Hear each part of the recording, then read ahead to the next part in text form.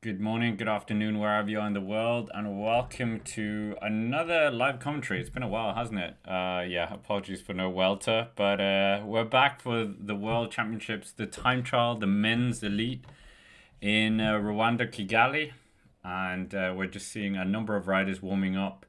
Yeah, some teams electing not to be here, and one of them, where I'm quite sad about, is that of Denmark. Denmark, their team is not here, but there's plenty of teams here to try and do something. Next rider to start is, I couldn't quite see the start of the name there, but yeah, AB Wais, I think, is it Algeria? But yeah, the big names obviously Tadej Pogacar, Remco Evenepoel coming later on. We'll see what they can do. Is it going to be another rainbow jersey for Remco Evenepoel? Third one in a row. But there's a few riders on the course. Plenty of African riders from various different countries.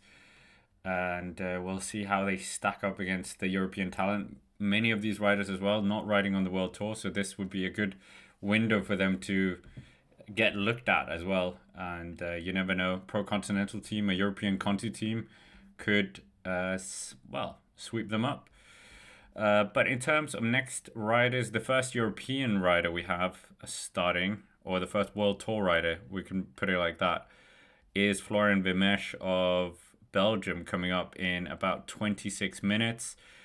But a lot of African talent on the course right now. The next one we have is Ahmed Holder of, which country is this? Madagascar, of all places. So Madagascar. And right now we have Jaoul. Yeah, Jaoulo. I am very bad with these names, so apologies. Cisse for Senegal has started as well. But we haven't got any rider finishing yet. And this course is very interesting. You can kind of see it on the map. Very rolling course. That cobble climb at the end as well, 1.3 kilometers at 5.9%, which I think it's the one that the women's had. The women's was a very strong start as well, an interesting gap as well. We're seeing one of the riders here not even using a time trial bike, using a road bike as well, but just absolutely being overtaken by the time trial bike by another rider. So unfortunately, yeah, I would not ride a road bike in this course. I don't think it's hard enough for a road bike, but yeah. But plenty of African riders on the course right now. I think we've got one of the Rwandan riders as well. I'm not sure if they have their second Rwandan rider. But yeah, there's plenty of interesting riders that could maybe make themselves known here early on, and you could get in the hot seat as well for quite a while, because yeah, the first real TT specialist, I would say, in terms of the World Tour is potentially Mateo Sobreo, coming in about 1 hour and 1 hour 8 minutes. So ample time to get the hot seat. Okay, Michael Leonard as well. We're seeing Red Walters here no, that's not Red Walters. That's Hula of Madagascar. So he's off as well. Not a TT bike. So, I mean, that is a shame. I think, the funding situation as well. Not everyone having TT bikes, unfortunately, which is a real, really hampers you here if you don't have a TT bike. So, yeah, great to have so many familiar names in the chat already. Let me know where you're watching from as well, who you think's going to win today. Our poll has 54% of you thinking Remco Evenepoel is going to take the gold once again. Tadej Pogacar, 36%. Jay Vine, insiders, people someone I know who happens to know someone that is training with Jade Vine said he's going for 420 watts. That's the target for this. So what that translates to in terms of time, we'll wait and see. And I'm not quite sure what Jay Vine weighs as well, so power to weight ratio there. But it's not just a climb, as we know. It's very different for this kind of rolling time trial. But the Rwandan home hero, I guess, and his name, Nsingi Yumba. That is very bad. So I apologize to him. But he is doing very well. I think he's the first rider set off. They had the same with the women's. So Rwanda, many people think they don't really have a history with cycling, but of course they do. The Tour of Rwanda is a very, very good race where plenty of European riders and pro continental teams have gone in the past and really just they develop as riders, and it seems like it's a really good race. Rwanda seems an absolutely beautiful country as well. Rolling landscape, beautiful forest areas, and yeah, it really is a gem. And this is one way you can broadcast your country completely. Christopher is saying that Tadej Pogacar is going for 475 watts. Yeah, Pogacar, Remco Evenepoel. This is going to be so intriguing. Next ride to start is from Guinea, and it's Ka, A-Ka. Let's see if we can learn a bit more about him, get to know a bit more about African cycling as well. And hopefully we will see some of these guys venturing into the top echelons of the sport as well. I mean, we've seen Team Amani is a continental team trying to close the bridge between Europe and the African talent as well. So we'll see here. But yeah, it's many of them on road bikes, which is a shame. Diarra here for Mali. We're seeing him as well, number 51. Where is he on the course here? Let's see. But the fastest time is from the home favorite of Nsangi Yomva.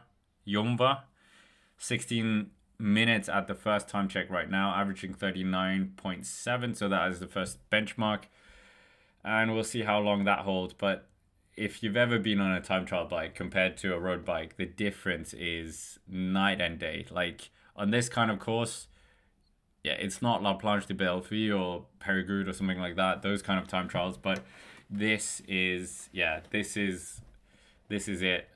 We're also getting, what I mean is, this is it in terms of the comparison. A time trial bike cuts through it, and it's so, yeah. Time trial bike, it's more aerodynamic, as we know, so it just makes a huge difference. So I really feel sorry for the guys who are riding road bikes on this, but in terms of African best riders in the last few years of the World Championships, Pro Cycling Stats has provided that as well. Charles Kigamu was the best rider last year, 38th. I think he's the continental champion as well, two-time African continental champion, and yeah, he's doing, I think, a national champion this year for Uganda. So he might be. Is he here? I'm not quite sure if they took him off because he's not down on the start list. So maybe he's not actually here. So that's a great shame. Being African, having your first ever continental world championships, and not being here, being the African time trial champion, which yeah, what a shame. But plenty of African riders. We've got, what flag is this? Recognizing the flags is also a bit of testing my knowledge as well, but yeah, we'll get there. The Rwanda flag, very beautiful. The Tanzania flag, I like that one as well. Botswana flag, there's plenty of colorful flags, but I think this is Comoros starting now in terms of the country. But we're getting plenty of riders passing through their various intermediate time checks as well. No rider has finished the course as of yet. The home favorite is still on the course. He's at 23 kilometers to go here. So we'll see how long his benchmark will stand. But plenty of Rwandan fans out, and it seems like the energy is very high. There was a lot of dancing and music at the start of the women's time trial, which was very good. There was not that for the Swiss one, I can tell you that. When I saw it, did I see that one in person? No, but I saw the Innsbruck World Championships to start there. Good atmosphere, but there wasn't like music and a party atmosphere at the start. But here, there definitely was. So we'll see what happens here and who will actually take this rainbow jersey as well. I mean, Remco Evenepoel, Tour of Britain. And we've also had Tadej Pogacar, very strong in Canada. I mean, his program, being in Canada, I think they flew back to France as well, and then from France they went to Kigali. I think that's what they did. So a real world tour for Tadej Pogacar and some of the other guys. And of course, no Danish national team here, unfortunately. No Philippe Ogana either. The Tour of Luxembourg is happening today as well. And right now, Brendan McNulty is leading the GC there. We'll see if they will take their 86th victory today. Maybe they will, maybe they won't, UAE, and break that world record. That would be a very, very impressive one if they do. But yeah, we're just waiting to see what's going to happen here. In the first African time trial, we're seeing the home favorite here coming up towards 22.2 kilometers. No, this is, yeah, it is him. Yeah. Nice kit. I quite like it. It's very, very in line with their colors in terms of the flag.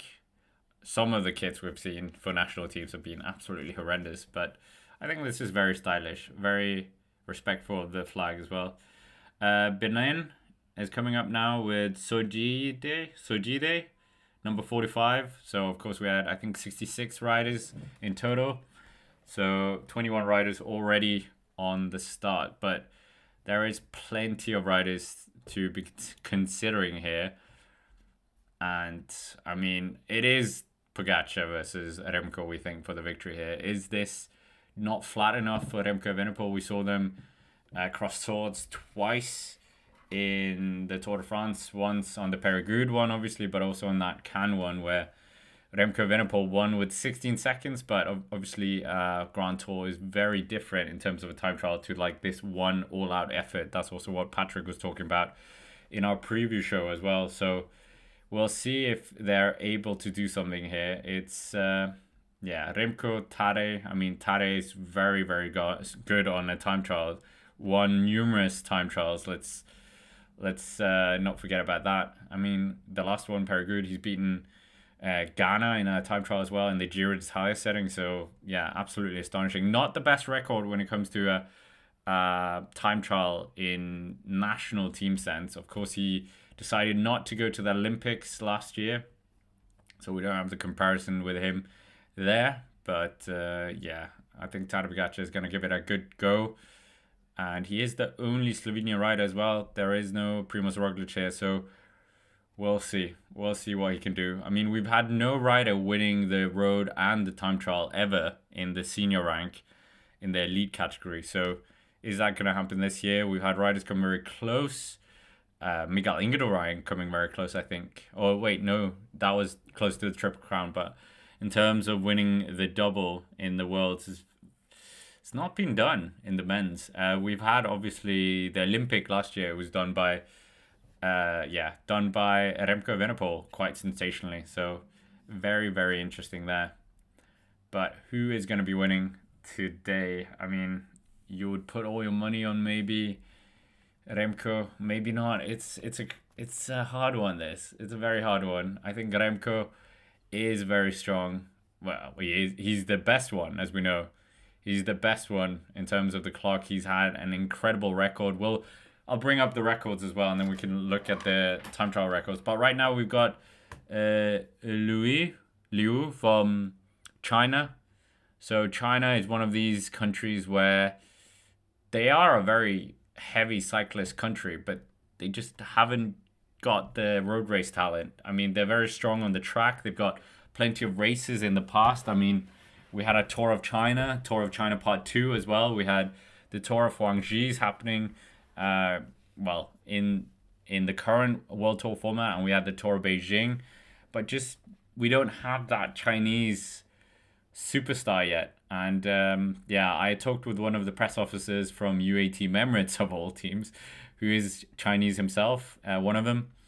I think he's assistant press officer. But I said, why is there not a Chinese big star yet? And he said, well, until the emperor or until the head of the People's Republic of China, the party wants it, it won't happen. So as soon as they say we want a Tour de France champion, that will be put in motion. So clearly not cycling fans, the heads of state in China, but they have the Super Glory Power China team, continental team. Let's see, what are they called? China Glory Men Tech Continental Cycling Team. Continental team, So not pro continental yet, but they've had some results here and there, but not with Chinese riders yet. We'll see if that development continues. But for the time being, the Rwandan homegrown hero, we'll get to know him a bit more as well. Let's dive into his stats. But he's got 19.3 kilometers left. 19.3 kilometers left of this stage. We'll see what stage this day.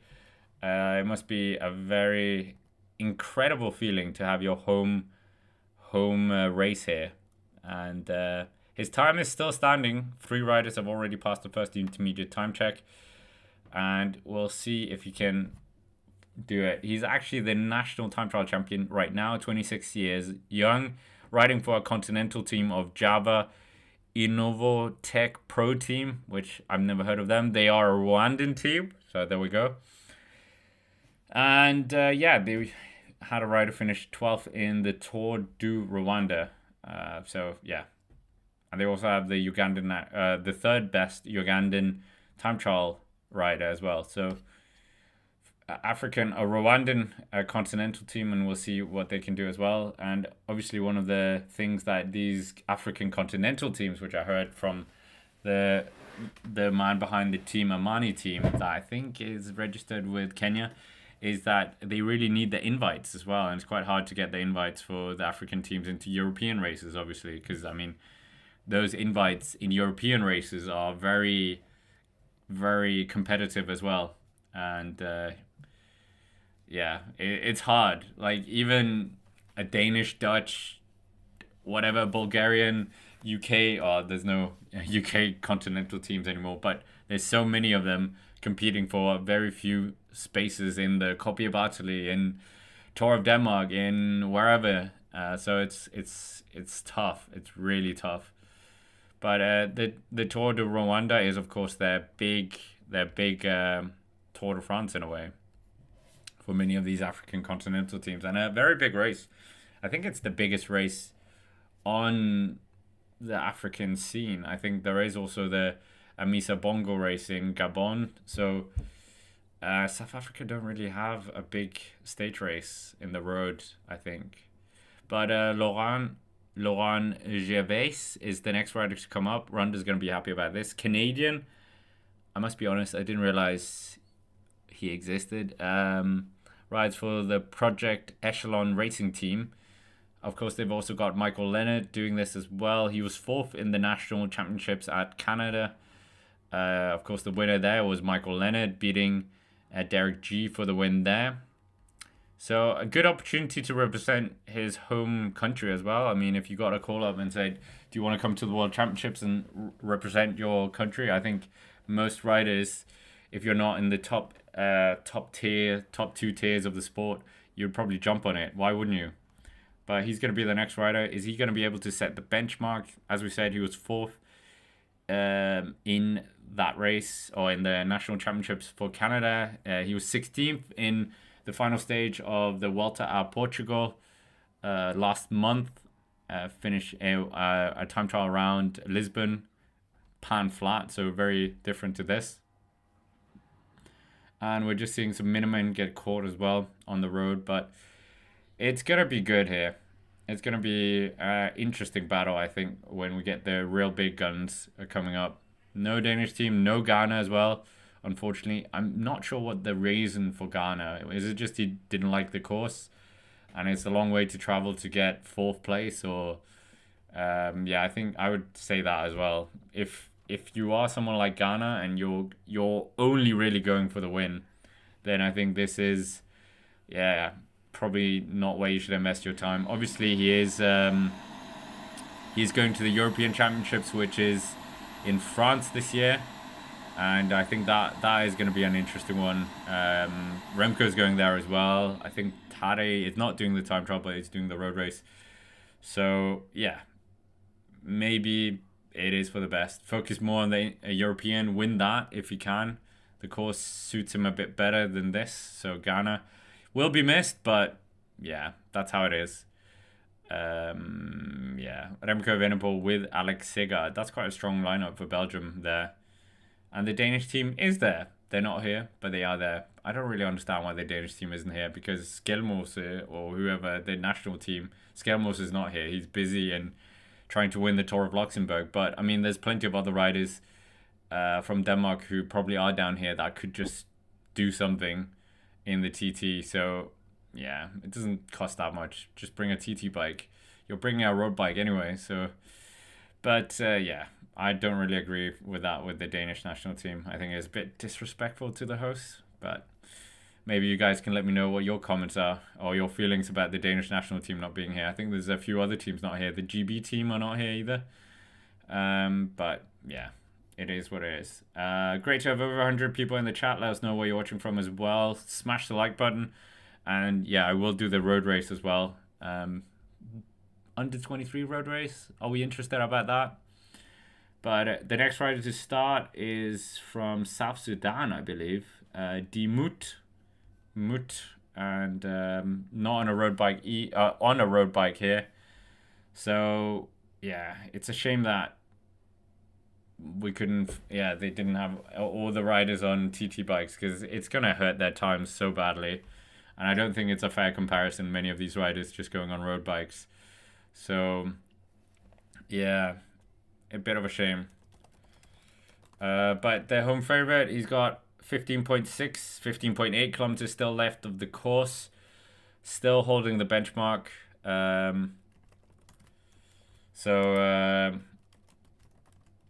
Yeah. No, I'm just a bit sad to see the African riders are not all on TT bikes. That really shifts the advantage a lot and doesn't give it justice really. But yeah, their home favorite, he is on a TT bike and absolutely putting the benchmark down right now, and we'll see how long that time stands when he gets to the finish eventually.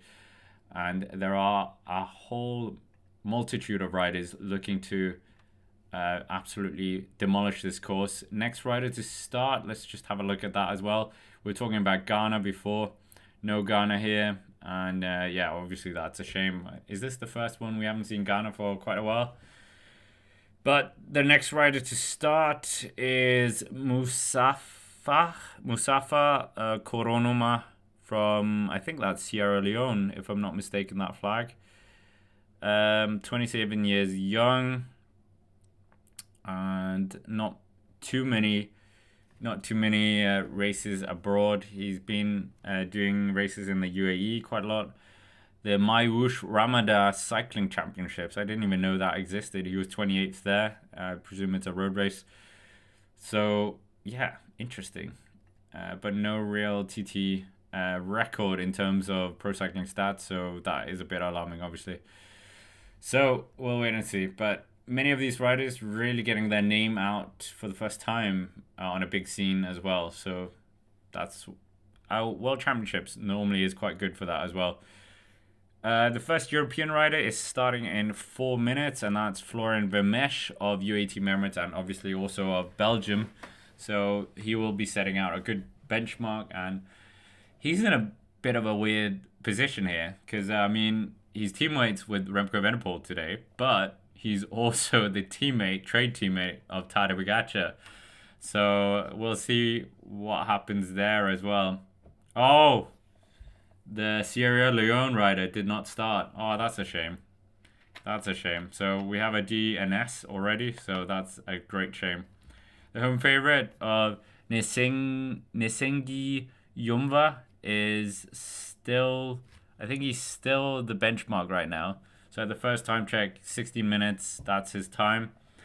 Maybe he's been practicing this every day, who knows. Probably not. Probably a lot of traffic on this course.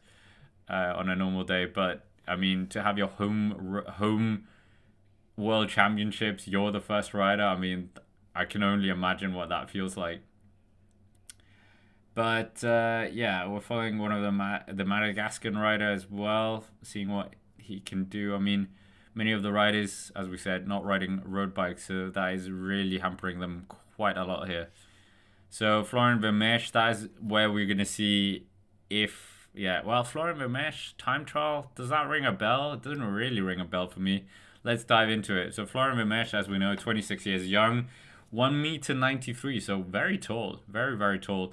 Good classics rider. We know he finished second in Paris-Roubaix back in 2021. But time trialing, that doesn't really ring a bell with me. I mean, he was second in the Belgian national time trial. Well, there we go then. That speaks for itself, beating the likes of Alex Segard. So he was 1 minute and 11 seconds behind the Remco Evenepoel on that account. So yeah, not bad. He is actually a pretty good TT rider. So yeah, maybe he's just planted in the Belgian team to get any extra nuggets of information for Tadej Pogacar. No, I don't think it's that deep. I think he's just there to do a job, represent his country. And yeah, we will wait and see what he can do here. We got plenty of riders still to go. We got 38 riders in total. Florian Vermeersch is the next rider to start. So is he gonna be able to?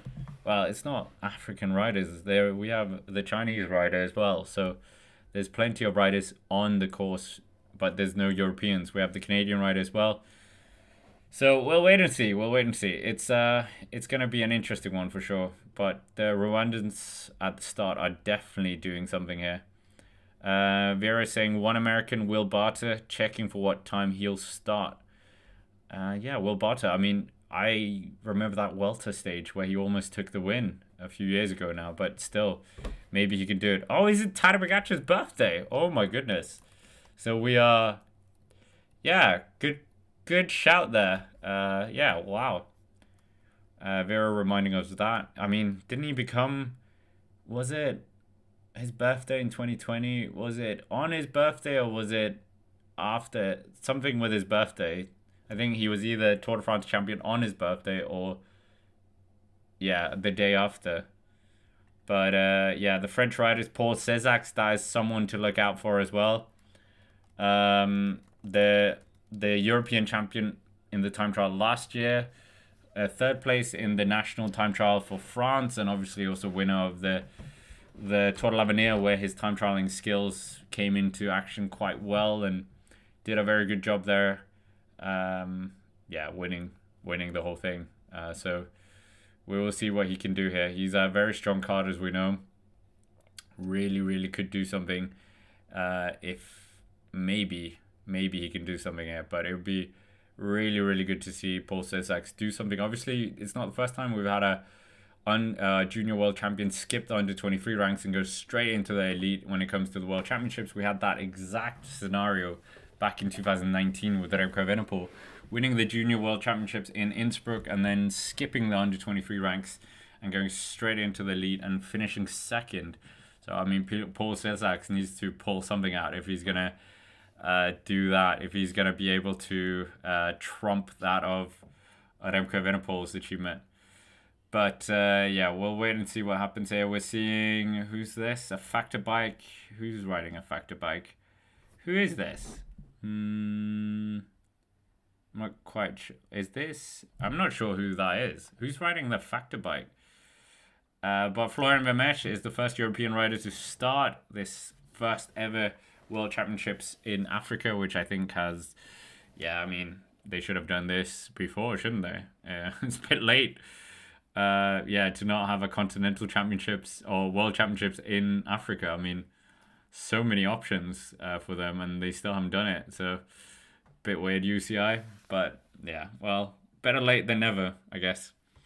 The Rwandan home favorite, he's coming closer to the finishing line. He's got 8 kilometers to go here, and he's going to set the benchmark at the finish line for the rest of the riders, try and unseat him. Let's see how long he'll sit in the hot seat as well. It would be very good to see him maybe outlasting some of the World Tour riders as well. It would really put him on the map. As we said, he's riding for a Rwandan continental team. So this is a great way to put himself on the map as well. We'll wait and see what he can do here. But the course is a very lumpy one. We've got the cobblestones as well. We've already seen the women's riders as well do something here. Rhonda and Vera said the Tadej Pogacar. Yeah, so Tadej Pogacar could maybe win on his birthday. Johan Museo did that exact thing back in, what was it, 1996 or 1998? a few years ago for sure. But yeah, we're seeing Rwanda's home hero here. 7.3 kilometers. The climbing is very interesting in this race or in this time trial. I think it's gonna be very, very close between Tade and Remco. I think it could go either way, absolute either way. Great to have the global Rwandan in the chat as well. Great to have so many people already in the chat. We still have plenty of riders we're waiting for in terms of starting, and who is the next rider to start as well. We've got Florian Vermeersch on the road, and we've got Stefan Kung is here as well. We've got Remco Evenepoel, obviously. We've got plenty of riders that could get in the mix, but who's it going to be? That is the big question here. It's hard. You guys are still going for... Well, no, actually it flipped. You guys were mostly going for Remco Evenepoel. Now it's flipped. Now it's Tadej Pogacar. So Tadej Pogacar, 49%, 42% for Remco Evenepoel. Now it's Diallo. Didn't quite catch the country. Let's see the country. Is that Senegal? No, Mali. Really testing my knowledge of flags as well. So yeah, we'll wait and see. We will wait and see. But Tadej Pogacar, is he going to give himself a big birthday present? Yeah, I mean, the feat he's trying to do, I think Remco Evenepoel, didn't he do it? He won the Road World Championships back in 2022. And then the year after, he won the Road in the time trial in 2023. So he did do the double, the calendar double, if you will, holding both titles at the same moment, but obviously not winning it at the same World Championships. Remco has done it in the past in Innsbruck, but in the junior category, so he's not a stranger to doing the double. But yeah, don't worry, guys. We will do the road race as well, and then we've got Il Lombardia as well coming up. So plenty of things to happen, plenty of videos on the various different channels as well. And right now, we'll do the recap after the stage on the podcast and in the extra channel as well. So, but for the time being, the Rwandan home hero is still leading the charge here. And yeah, we'll see. I think we have the same time trial bike, actually. It's a Cervelo. So, yeah, good outing for them. I mean, I don't understand. Like, why did they not just lend these guys that don't have TT bikes a road bike, a TT bike? It's good publicity for the brands. I mean, just throw them like, yeah, strange. Can't cost them that much money. But yeah, we're seeing the Rwandan home hero. As we said, he's got 6 kilometers still to go. We're still waiting for the big names as well in terms of the time trial discipline.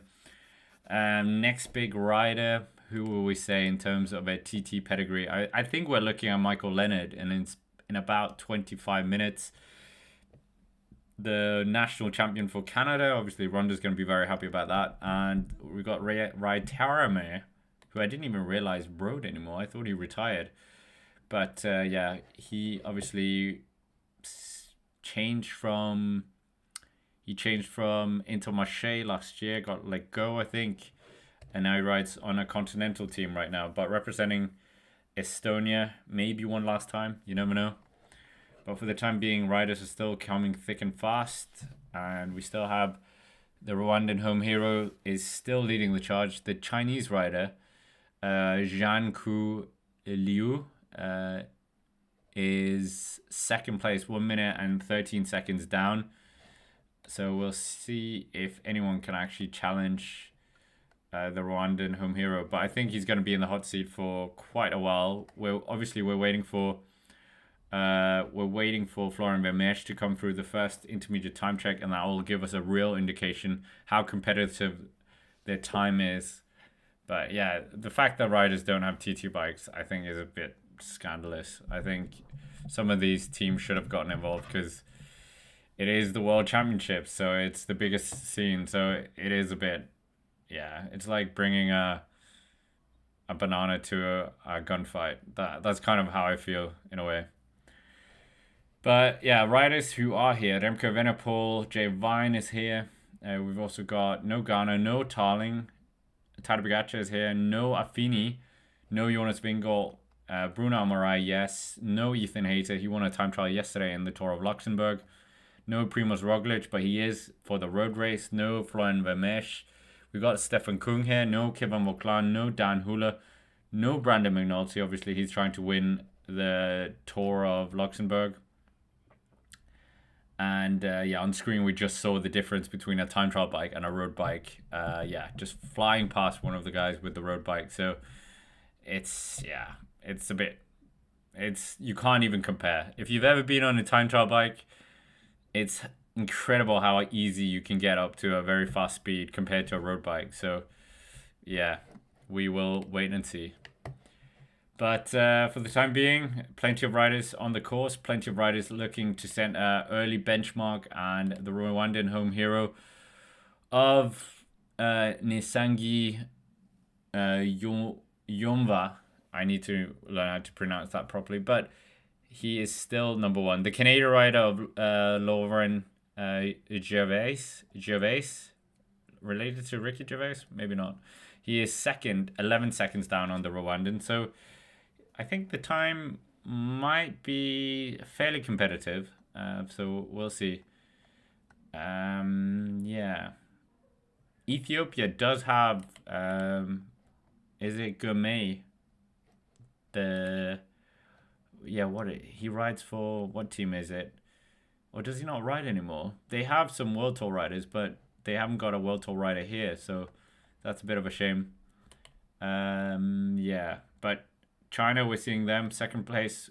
Oh, Jaco Eula has an Ethiopian World Tour rider, but he's not here, unfortunately. So that's a great shame for Ethiopia, not sending their best riders. But we'll wait and see. It's a bit of a waiting game now to the big guns. But Florian Vermeersch is going to give us a bit of an indication how this level stacks up against the World Tour rider. I think that is the first World Tour rider, Florian Vermeersch. Because our Canadian rider, Gervais, is not a World Tour rider. But yeah, Serika Diarra from Senegal, or Mali, wasn't it Mali? I'm not very good with the Mali-Senegal flag. He has just gone third fastest on the second intermediate time check, but there's only 3 riders who've gone through, so yeah. What are we saying as well? Robershak, how technical the course is. That would be the big challenge for a time trial bike. Yeah, I don't think it's very technical. I think it's more hard with the elevation. I don't think it's actually that technical. You've got the cobble climb that we're seeing the Rwandan home hero now on 11% in the start. I mean, that cobble is going to be interesting to see. I mean, riding a time trial bike on any kind of a bumpy road is terrible, but like riding out cobbles is absolutely dreadful. So yeah, I can't imagine that being a nice experience. But I mean, Remco and Tade, phenomenal riders on the cobble, so I can't see them being too worried about this. Breton John has also started for Guyana, so Guyana have sent a rider here from South America. Yeah, what's his stat? 25 years young. Yeah, won not really any time trial races this year, so that's a bit of a worry. But Guyana have sent someone as well. But yeah, we are just seeing the first rider just jostle the roads, the cobblestones here at the finish. I think it's going to be a rude awakening to many riders if they haven't done the recon. I hope they've all done the recon, let's be honest. Not doing a recon in this kind of TT is, yeah, death stroke in a way. But yeah, Florian Vermeersch, did he come past the first intermediate time check? He's very close. The first intermediate time check, obviously on a bit of an incline again. 2.4 kilometers at 6%. And then they do the climb from a different direction as well for the second point. 6.6 kilometers at 3.5%. So the percentages are not lethal here. They're not something crazy right now. But yeah, if you haven't already as well, smash the like button. Let's try and get to 100 as quickly as possible. We're on 180 people in the chat. Great to have you all here. And yeah, it's looking very good for the World Championships. We'll see who's going to be winning this. But plenty of riders out on the course. We're still waiting for 33 riders. So the next rider is riding under a white flag, and that is Russian, and it's Artem Nish. I think, wasn't he part of the Gazprom team? Yes, he was. He's now riding for the Anikola Tinian 21 team. Is that the Portuguese team? Is this not the Portuguese? Yes, it is the Portuguese team. The Sabgal team, where Julius Johansson came from, and some other riders. They seem to have a pretty good conversion rate to get riders back into the World Tour. So Artem's never ridden on the World Tour. His highest is Gazprom, so Pro Continental team, 30 years young. But yeah, we're still seeing the home favorite. Yeah, doing a good job here. So who is going to be winning this race? Pogacar. And yeah, we're just seeing plenty of riders coming up. Who's this? Was from the REF. So isn't that refugee nation? Just coming up to the second intermediate time check outside the time of the Randon home hero. So yeah, 5 minutes and 30 seconds down. So I mean, the level is really yeah, up and down here in the beginning, but it's great. It's a great platform, I would say, and this is a good way for them kind of to show themselves off as well and just get to the next step as well. I think it's a very good platform for smaller nations. We don't often see this, and to be able to race against World Tour caliber is incredible, you have to say. But for the time being, still the home hero. We're seeing he's coming very close to the finish line now. I think we are going to get that first time coming up. Yeah, he's coming towards the finish now. It's going to be less than an hour. It's going to be about, let's see where the finishing line, that line was very deceptive. That could have looked like a finishing line. But he is going to be setting a time of, I think, around 56 minutes, 57 minutes. A good benchmark. And yeah, definitely has done his home country proud here. Good first rider as well. He's going to have the first hot seat of any of these riders, and we'll see how long he can do it. He's inside the last 300 meters now, so we'll see where he stops the clock. Maybe he'll just creep into 57 minutes. It's quite a tough finish here. It's still going up towards the finish. He comes out of the saddle as well. And I mean, the atmosphere he must be feeling here, all his countrymen, yeah, that must be an electric feeling. And who would have thought, like, not a lot of riders think they're going to get a home world championships, and here he is. Yeah, stops the clock, and that was 56 minutes and 41 seconds. So that is our first benchmark. And yeah, I think he's going to have the hot seat for quite a while. And yeah, good ride, good outing. Had the TT bike. He's going to be quite chuffed with that. And we'll see how long that time stands.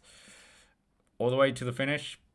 Probably not. I think we're going to see Remco Evenepoel. Yeah, what is the estimated time for Remco Evenepoel and Tadej Pogacar? I mean, that is a good one as well to think about.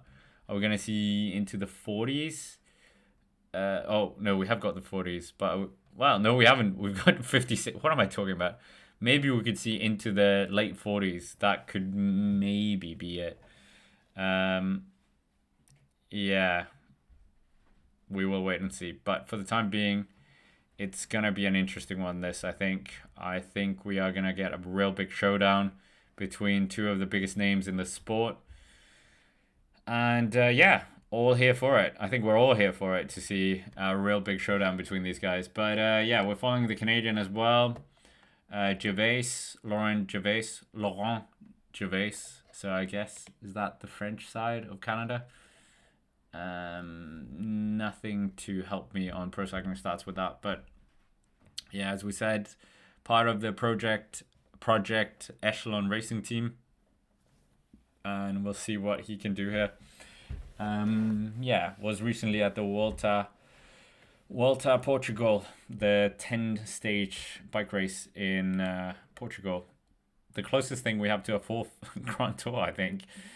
Because, yeah, that is a lot of stages. But, yeah, what can he do here? Fourth at the Nationals, as we said, in Canada. Obviously, the national champion is coming up as well. with Michael Leonard. No Derek G here. Who knows what Derek G is doing? If anyone knows what team has signed Derek G, please let me know, because I'm so confused what's going on with Derek G after his not being with Israel Premier Tech anymore, killing that contract. So not quite sure what's going on. News is saying what? Derek G bolts Israel Premier Tech. We knew that, so that's old news. Ottawa sports pages bit behind the news. Yeah, so I'm not quite sure where he's gonna go here. We'll wait and see. I mean, Ineos Grenadiers seems like an open goal. They need a rider like him, and I think he would fit very well. But he's not here at the World Championships, unfortunately.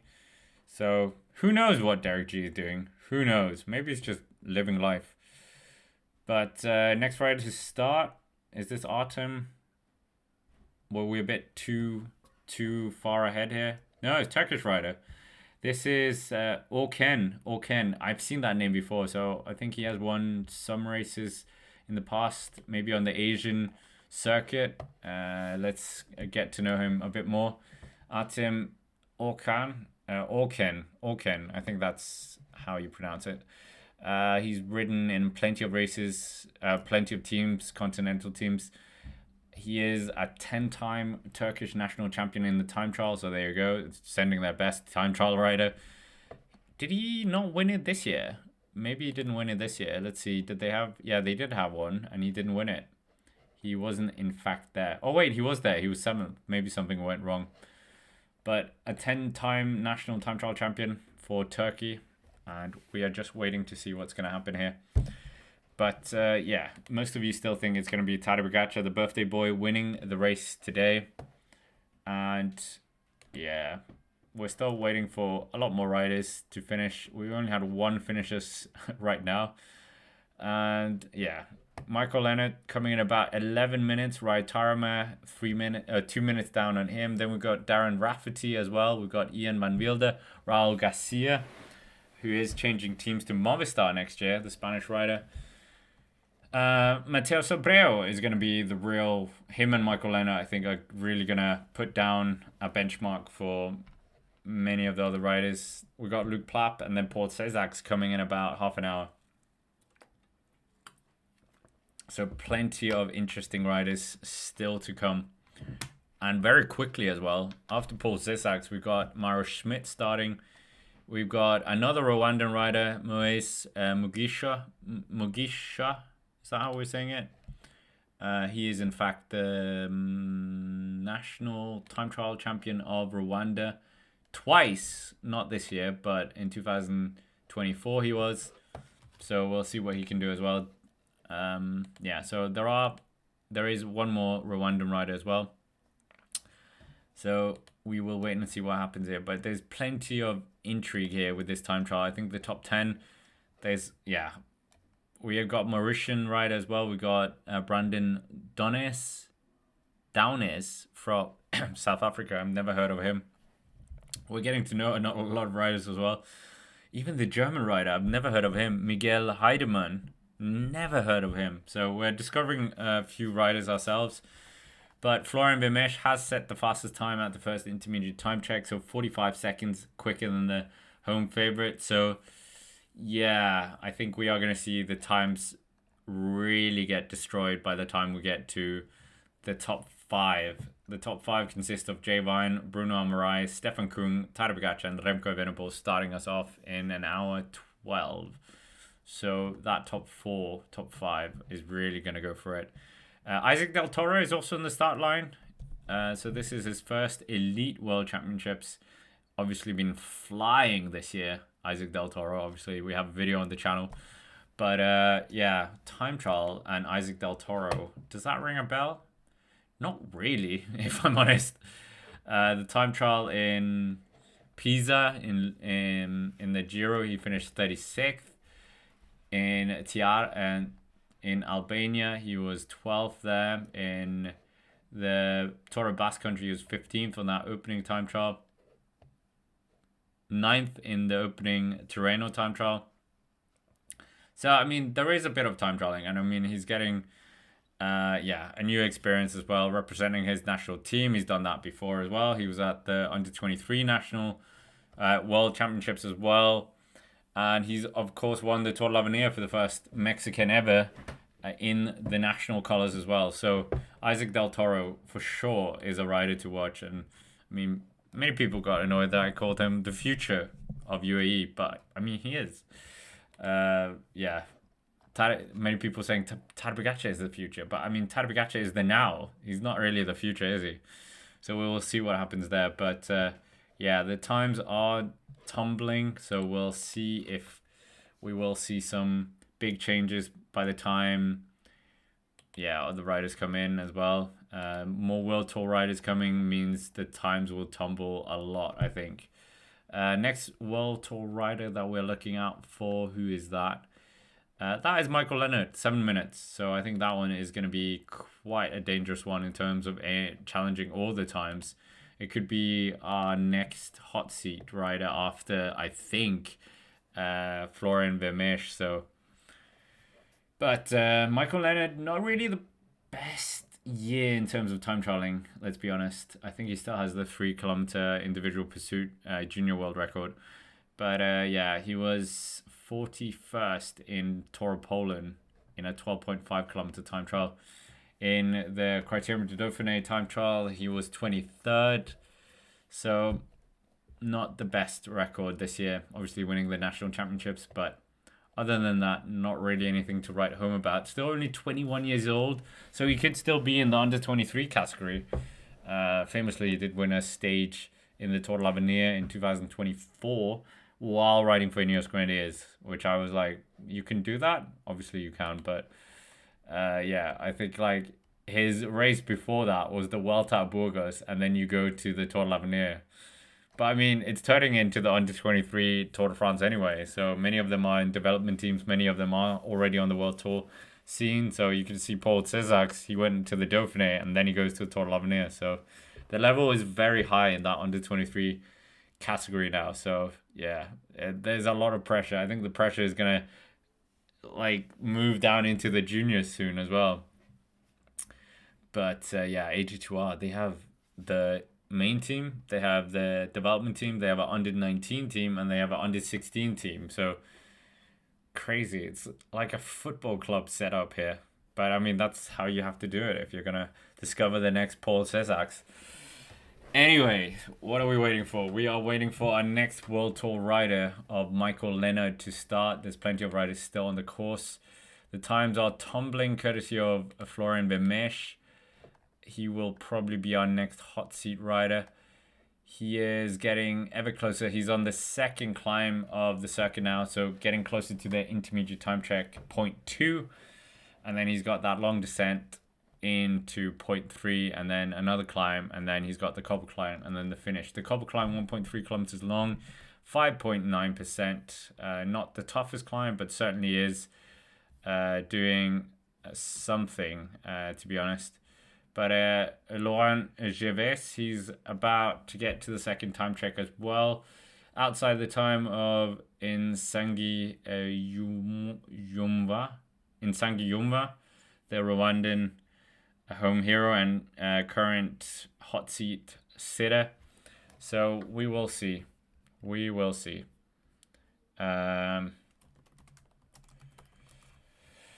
But yeah, 39 seconds outside the Rwandan. So Laurent Gervais is not going to get that hot seat at all, the Canadian, unfortunately. But Michael Leonard maybe could do it. I'm not sure. We will see. But yeah, next rider to start is Byron Mouton from South Africa. Must be honest, never heard of him. Let's get to know him. 26 years young, continental rider, national South African time trial champion back in 2022. Took a stage win at the Vuelta a Portugal. So yeah, 8th in the Lisbon time trial. So has some pedigree there. So we'll see what he can do. Who's the national South African time trial champion at the moment? Is it Debot? Is it... Surely not Menkes. It's Alan Hatherley, the mountain bike world champion is currently the time trial champion as well.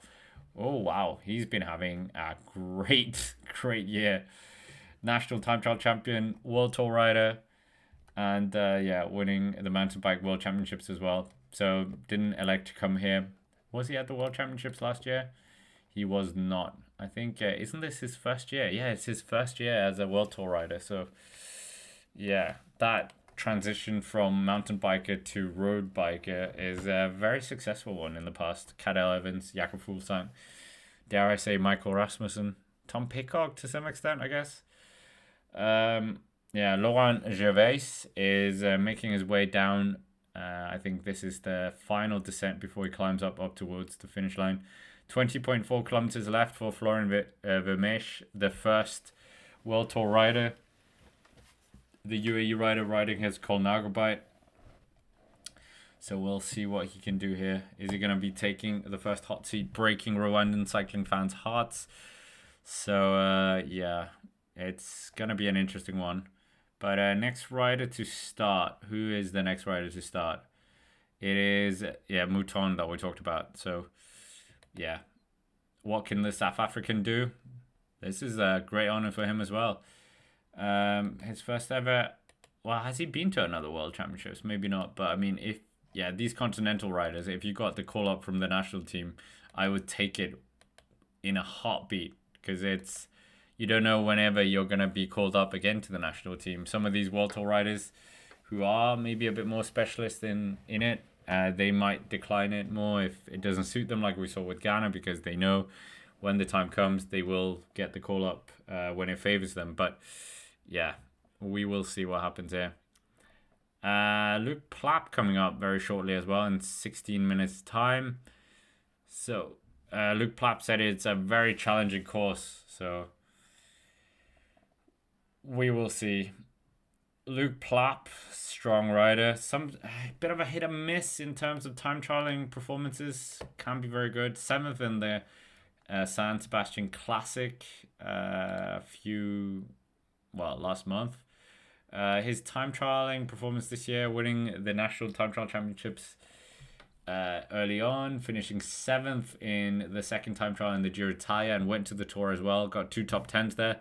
In the first one, he finished 9th, and in that very hard Périgueux one, he finished 5th. So that was a very good showing by him there. So you don't know. You never know which Plapp you're gonna get. You never know. We'll see what he can do, but maybe he can be another benchmark. I think he could maybe take the hot seat for a while. So Luke Plapp is gonna be a good one, I think, to watch out for. Yeah, but we're still waiting for the big boys or the World Tour riders to finish. We still have the Rwandan home hero as the current hot seat. And yeah, he's going to be hopefully soaking up all the time here in that hot seat, because I think Florian Vermeersch is definitely going to end that time in the hot seat very quickly, unfortunately. But who knows? Anything can go wrong here. You can get a puncture in the wrong time. So yeah, Michael Leonard is the next rider to start now. The Ineos Grenadiers rider, 21 years young. Could have been at the under-23 World Championships as well if you wanted to, and has elected not to do it. So yeah, good by him. He is the national champion elite.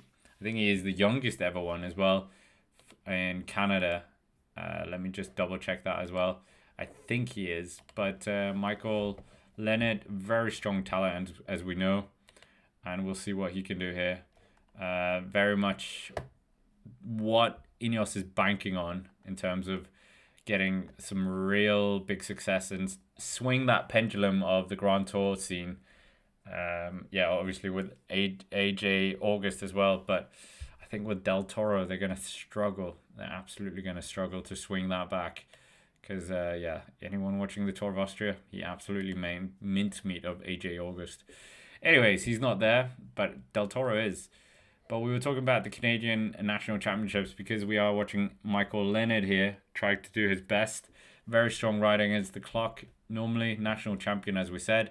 The most wins for the National Championships in Canada is very high. It's Sven Tuft, 11 championships. Wow. Yeah, what's he doing now? Is he DS somewhere? Finished his last year in 2019 with rally cycling before retiring, hanging the wheels up. And yeah, very robust rider when he was riding for Orica Green Edge. But he's not here. Wasn't he did quite well at the World Championships, if I'm not mistaken. Yeah, he finished second in 2008. So is that the best Canadian result we've had in a World Championships time trial? I think it might be. I think it might be. Rhonda, please correct me if I'm wrong as well. Any Canadians as well. But great to have so many people here in the chat. Let us know where you're watching from as well. We are just going down, as we do on this channel, rabbit holes of stats. You know, I love a good stat. And right now, I'm trying to search for the youngest ever winner for the Canadian National Time Trial Championships. How niche is that? But I can tell you, it is not Michael Leonard this year, despite being 21 years and 93 days when he won it. That is nowhere close to the youngest. The youngest senior winner is Jocelyn Lovell, winning it back 18 years. And yeah, that was quite a number of years ago. So quite impressive that. Yeah, pretty impressive. So yeah, Lovell is the youngest ever winner back in 1969, 18 years and 341 days. Who would have told you that fact other than me? Because I'm being very weird. But yeah, there you have it. Michael Leonard, we're going to see if he's going to put a benchmark down here at the World Championships in Rwanda, Kigali. Next rider to start is Darren Rafferty of Ireland. Is he the national time trial champion of Ireland right now? He was the road race champion last year. But maybe, no, he was third. Ryan Mullen, obviously Ryan Mullen. He's doing a very good job in the time trials. But yeah, we're getting Florian Vermeersch come to the second intermediate time check. He's going to be, I think, more than a minute quicker than Insigi Yombam, the Rwandan home hero who started first. But yeah, Florian Vermeersch is absolutely destroying the time here. So we are going to get a new benchmark. It's going to be inside a minute though, so it's not more than a minute. The clock hasn't stopped yet. It stopped now, 51 seconds quicker for Florian Vermeersch. So he's setting the new benchmark, the first World Tour rider. And I mean, this is kind of what we're expecting because they are World Tour riders for a reason.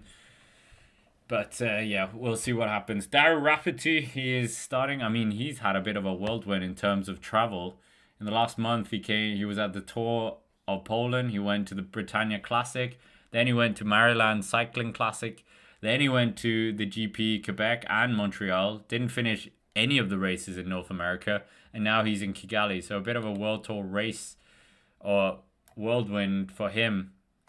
Yeah, that Britannia Classic was quite interesting. Arnaud Delis is absolutely on monster form. He's back. He is absolute back. Winning yeah, the Britannia Classic, winning the GP Wallonia, winning the Super 8 Classic as well. He's not at the World Championship, Arnaud Delis, or the Europeans, but I think he's going to just be hoovering up results as he normally does in kind of the autumn season. Such a impressive rider. 36.5 kilometers still left for Michael Leonard here. Next rider to start is Darren Rafferty, as we said. So they're, yeah, Pro Cycling Stats a bit ahead of the TV coverage for on my end anyway. So we'll wait and see. Darren Rafferty, can he do something here? Ireland and time trialing success in the World Championships. Does it ring a bell? Nico Roach, definitely not. Dan Martin, definitely not. Ryan Mullen, maybe a top 10 in the Worlds. Yeah. If any Irish are in the chat, let us know as well. Yeah, also, like, whatever country you're from, let us know your favorite moment of your country's performances at the time trial. Obviously, mine is Denmark. They're not here, which we've talked about earlier. But yeah, favorite Danish moment. I mean, we had, was it Rasmus Kvell was quite high up, the man with a very elegant mustache. We've had, I think, am I confusing Kasper Asgrens with the European Championships? But we've had a few results in the top 10. No, I don't think Denmark has ever medaled in the elite that I can remember. But Yeah, we're seeing Michael Leonard here on his Pinarello. Are they going to be stopping that Pinarello collaboration? That might be ceasing to exist here. So, yeah, there might be a bit of a merry-go-round in terms of the bike brands in the off-season. But Florian Vermeersch enjoying himself at the front here or on the downhill. The Belgian's going to be setting the first benchmark for his national team. We've got Van Wielde in his team as well. And obviously they've also got Remco Evenepoel, the three-time world time trial champion, Olympic time trial champion, national champion as well, all at the same time. Only missing the European. If he could win the European as well, then he would have the full house. Yeah. We will wait and see what happens here in the race. But we still have our Rwandan home hero at the on the finish line, sitting pretty. And Van Wielde is the next rider to start. So Belgium will have two riders on the course. So two riders. Then we've got Raul Garcia, the Arkea rider for Spain, obviously. And Mateo Sobrero as well, starting in about 5 minutes time. So in about 5 minutes time, we're going to get our first real big TT specialist, I would say. So yeah, there's a lot to look forward to now. Yeah, Space is saying, is Pinarello going to Q36.5? Yes, because I think one of their investors owns that. So yeah, the kind of the business reasons it's gonna go there. And yeah, who are they with now? They're with Scott. And the funny thing is, with Pidcock going to Q36.5, Scott couldn't afford to have them and DSM. So that meant that DSM post NL lost the contract with Scott, the bike, because they were taking Pidcock and Q36.5. So Pidcock moving to Ineos meant that DSM lost that bike brand, which is I find quite funny. And they now, who do they ride on? La Pierre, I think, if I'm not mistaken. Where is Vingegaard? Good question. Where is Vingegaard? Yeah, there was rumors that he was going to be starting, but yeah, hey ho. But he is going to the European Championship, so that is something, I guess. That is something for us to be happy about. Raul Garcia is the next rider to start, as we talked about. Raul Garcia and time trialing doesn't really ring a bell, if I'm honest. He's been in the breakaway. I mean, in the Périgueux time trial, he was 123rd, but I mean, he had been in a breakaway the day before, so maybe just taking a bit easy. In the Cannes time trial, he was 17th. He was 3rd in the national championships in Spain. Abel Baldestone, he actually won that. The man who was quite prominent in terms of the Vuelta this year, 13th overall, riding for Carual, but is not going to the time trial, but he is going to the Road World Championships. So yeah, interesting. Why not just do the time trial as well? Anyways, Raul Garcia will probably be quite happy that he's getting his chance of doing this. So yeah, should be a good one to say the least. Yeah, we're going to see something happening in terms of this race. Deeper into it, obviously, we're going to see many of riders trying to do something. Get a top 10. A top 10 in a World Time Trial Championships goes a long way as well. And especially if your contract's out, this is a great platform to put yourself up. Raul Garcia obviously is moving to Movistar, so he doesn't really need it. He's the next rider to start. We can see him now. He's riding with that Kia helmet, of course. And if people don't know that as well, they are riding with their own kit, from the team. Stuart listening from Japan. I will actually be in Japan soon, so maybe do a meetup there. But Florian Vermeersch is looking like he's absolutely setting the benchmark on every single ride. So every single time check, that's what we're saying. But great to have over 200 people in the chat, and we're very early on as well. So and everyone getting up early as well, I can appreciate that as well. I mean, with the Tokyo World Championships athletics, I'm feeling that a bit, having to get up early to see some of the things or stay up late. But 8.5 kilometers left of Florian Vermeersch, the UAE rider, representing Belgium, trapped between Tadej Pogacar and Remco Evenepoel. teammates with Remco in the national team, teammates with Tadej Pogacar in the trade team. So yeah, caught between a rock and a hard place. But I think his allegiances is with the highest bidder, and that is of course UAE team member. It's paying his salary. What are we saying as well? Mr. OG Cycling says, great name by the way. Who thinks Paul Sixax will win the Tour in the next 4 years? I don't think so in the next 4 years. I mean, Tadej Pogacar, Jonas Vingegaard, that's the reasons why they won't. So, I don't know. We'll see. But it would be interesting. Stewart, where and when? Back end of November, yeah. And I think it's just all the traditional tourism anyone does in Japan, I guess. But yeah, we're seeing the Belgian flag here at the finish line. Florian Vermeersch is riding on his Colnago, doing a very good job here. And I think he is going to be our new hot seat sitter. We were talking about all kinds of different things. Tour of Luxembourg is happening as well. That's going to be settled today. Is it going to be the 86th victory for UAE team Emirates? And that would also mean that they break the record of HTC Columbia back in 2000. Oh, they have. They won it. They won it. It's over. It's done. Final victory going to, Brendan McNulty. So America has won the overall in the Tour of Luxembourg. About 20 minutes ago, Skilmose losing out there, and Romain Gregoire winning the final one. I wonder if Gregoire is going to go to the Worlds. No, he's not. Maybe didn't like the course. Ben Healy as well, second in the stage.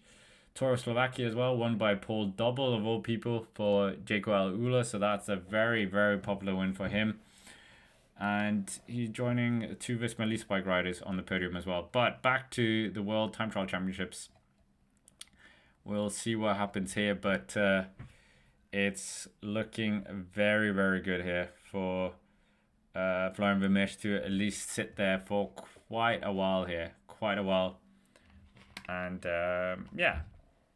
we have got plenty of riders starting as well. Paul Sezak's coming up very shortly. We'll see what he can do. Very strong riders, we know. Phenomenal talent. Skipping the under-23 category. And for sure he's the youngest guy here. For sure he's the youngest. Let's just check Pro Cycling Stats. Have we got youngest competitors? Maybe if I go start list. There we go, start list. Youngest and oldest. So let's find out. Paul Sezak's youngest by about almost a year. Dictor Mut is the second youngest. Is this from South Sudan, that flag? South Sudan.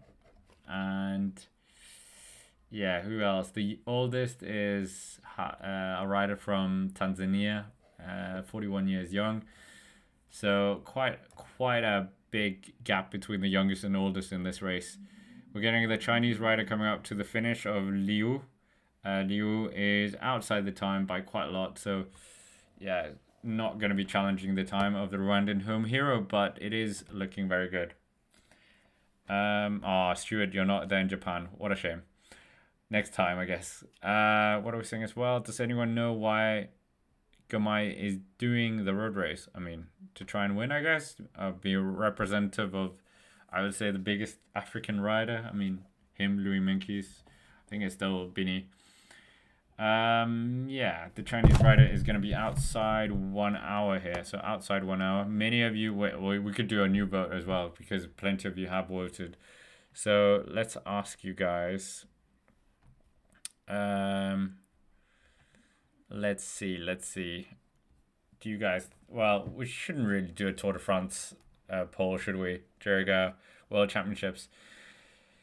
What are we saying? No place for Jonas in this World Championships. No place for Denmark. Denmark decided not to send a team, which is, bad.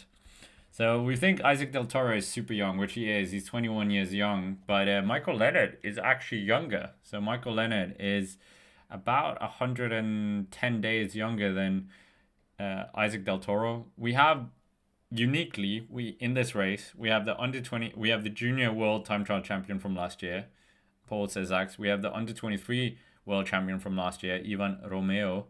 And then we have the world champion, obviously, of Remco Evenepoel. So all the guys who won the world championships in the men's, yeah, they're all in the same race now. So really the battle of the best in terms of that. So we will see who will emerge victorious. I mean, Dara Rafferty is quite young as well. He's only 22. He's been on the world tour. This is his second year now. And yeah, pretty impressive by him. But we'll wait and see who is going to be able to do something here. Laurent Gervais is the first North American rider to come to the finishing line. I think he's going to be second fastest. But Florian Vermeersch just making himself, yeah, coming towards the finish as much as possible. Yeah, who have we got coming up next? We've got Artem Nish. He is looking very good, the Russian rider. He is, where is he? Okay, he's tumbling down the times courtesy of Florian Vermeersch now. But I think the Russian rider could maybe get the fastest time provisionally before, maybe. Let's see. But we've got Laurent Gervais coming towards the finish now. I think he's going to slot into maybe second. Yeah, I think he's going to be second fastest on the road currently. So yeah, 42 seconds down on the Rwandan national time trial champion. Myra Schmidt is the next rider to start. Or Paul Cesaks. So Paul Cesaks, this is going to be a big eye-opener to see where his talent, where he is right now. So yeah, what can he do here? The youngest man in the race. Can he do something here? This is going to be spectacular. I mean, I think he should have maybe just gone to the under-23 one and won that, and then gone to the elite next year. But I mean, yeah, I don't know. I would have gone to the under-23. I think better chance of winning world championships than winning this one. But Luke Plapp, he is on the course here. The triple Australian time trial champion, winning the last 2 years. Very good rider against the clock. He was very good in the Périgueux time trial, as we said, finishing 5th there. And we'll see what he can do. He's got 37.7 kilometers still to go here of the stage. And yeah, this is going to be a good one for Luke Plapp, potentially. He might be our next benchmark, I think. But it could also be Matteo Sobrero. Depends how they pace this. Depends like what they favor as well. But Matteo Sobrero is on the course as well. So I think Matteo Sobrero is going to have the next benchmark, and then maybe Luke Plapp is going to take it after. Florian Vermeersch is getting closer to that cobble climb towards the end. And that is going to be interesting to see how much he has put into the Rwandan national time trial champion as well by the time he gets to the finish. But Florian Vermeersch is definitely going to send the first or the next benchmark on this time trial. Maro Schmidt is the next rider. 2 minutes and 2 minutes and 30 seconds between the riders. Andreas Leknesund, the most northern pro in the world, I think, from Tromsø, he's coming up as well. He's the 16th last rider to start. So we're getting very close to the top 10 seed riders. So plenty of things to look forward to here on this time trial. And yeah, if you haven't already, smash the like button. Let's try and get to 100. We're on 54 and we're 4 times as many. And of course, if you're new here, why not subscribe to the channel as well?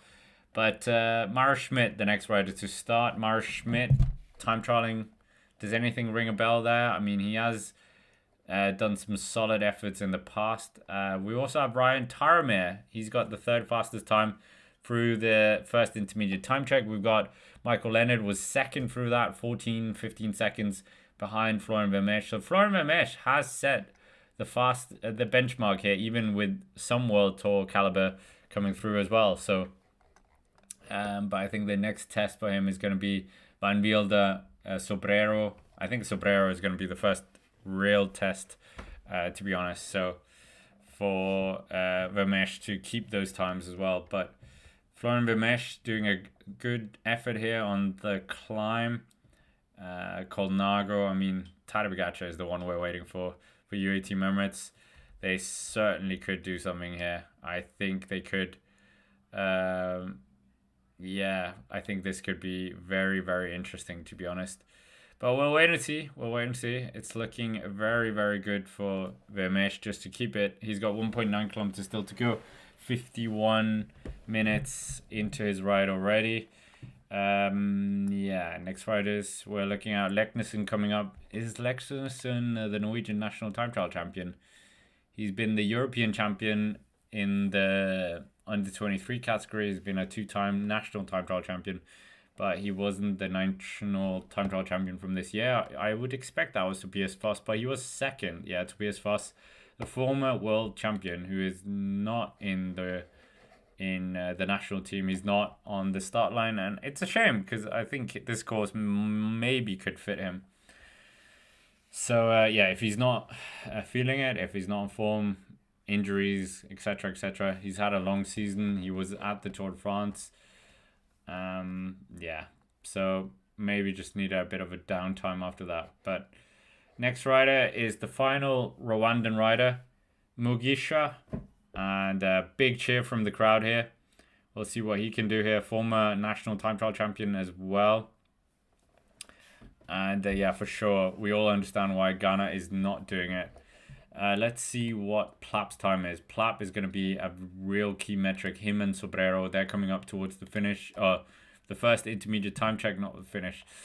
Yeah, Van Wilder crosses it, and he is the new fastest time. So Ian Van Wilder, new fastest time. So there we have it. Ian Van Wilder, new fastest time. So yeah, that is very interesting. Van Wilder doing a good effort there. But yeah, Matteo Cattaneo coming up as well, not shortly. 24 minutes. The world junior, no, the under 23 world time trial champion in 21 minutes. Isaac Del Toro in about 15 minutes time. Will Barter, the American, is he the only American? Surely not. Well, Brandon McNulty was too busy winning the Tour of Luxembourg. But yeah, we'll see what happens here. Van Wilder is going to be strong here. We will wait and see. But yeah, Florian Vermeersch, he's definitely going to be a new benchmark, I think. He's got 900 meters left. He's well inside the time of the Rwandan national time trial champion. So yeah, this is going to be heartbreak for the Rwandan fans. But he had quite a long stint here in that time. I think about 40 minutes in the hot seat. So not too bad. Not too bad at all. And we'll wait and see what he can do here. But yeah, Florian Vermeersch doing a very good job here. Just to keep it up, just to push it on. And maybe we will see some big results here later on from the Belgian team with Remco Evenepoel. Obviously, he's going to want to take a win outright. A third victory in the row. Has this impressive record of not finishing outside the podium, whether it be the junior or the senior, because he only did that one junior in Innsbruck and then went straight into the senior. So yeah, we'll see what he can do here. We'll see what he can do. But it's looking very, very tidy for the Belgian team right now. And they will have the hot seat. I think he's going to take maybe 2 minutes. Is it going to be 2 minutes here? He's coming up towards the finish now. Florian Vermeersch, plenty of Belgian flags there. He's going to have more than a minute for sure. I think it's going to stop around 1 minute 40 seconds. 50 seconds. 1 minute 51 seconds faster, so he's the new benchmark now. Just inside 54 kilometers now. 54 minutes. So yeah, next rider to start, Andreas Leknessund. So Norway, they could get their riders here with a 2C bike, but Denmark didn't. So that poor form, Denmark, poor form. Yeah, but it's looking interesting here. We'll see what happens now. For the Andreas Leknessund here, no Tobias Foss as we talked about, but yeah, it's interesting nonetheless. Luke Plap, about 10, 11 minutes into his effort, he's got 31.8 kilometers still to go. Luke Plap, the double or triple, I guess, national time trial champion. Where is he going to set his first benchmark here on the intermediate time check? Is he going to be the first benchmark? Matteo Sobrero comes through before him. So that is going to be a bit more interesting maybe. Matteo Sobrero Very, very good rider. Former, been national champ, or been, yeah, he's been national champion before. So maybe he's going to be able to do it here. We'll wait and see. But we're following Michael Leonard as well, who's sitting inside the top three as well. So maybe he will be able to do something here. Maybe. We'll see. We'll see what he can do. Yeah. But Michael Leonard looking very strong here. He's looking quite strong. Maybe he will be able to do something spectacular, but I don't see it. He's still very young. He should have gone for the under 23 one, shouldn't he? Robert Shark saying, can people stop calling McNulty McFaulty? Yeah, it's a bit harsh, isn't it? He's a very good rider, very good TT rider, very good at these 1 week stage races to take them. Didn't he win the Tour of Valenciana as well? Was it this year or the year before? But 20 kilometers still to go here for Michael Leonard. What can he do?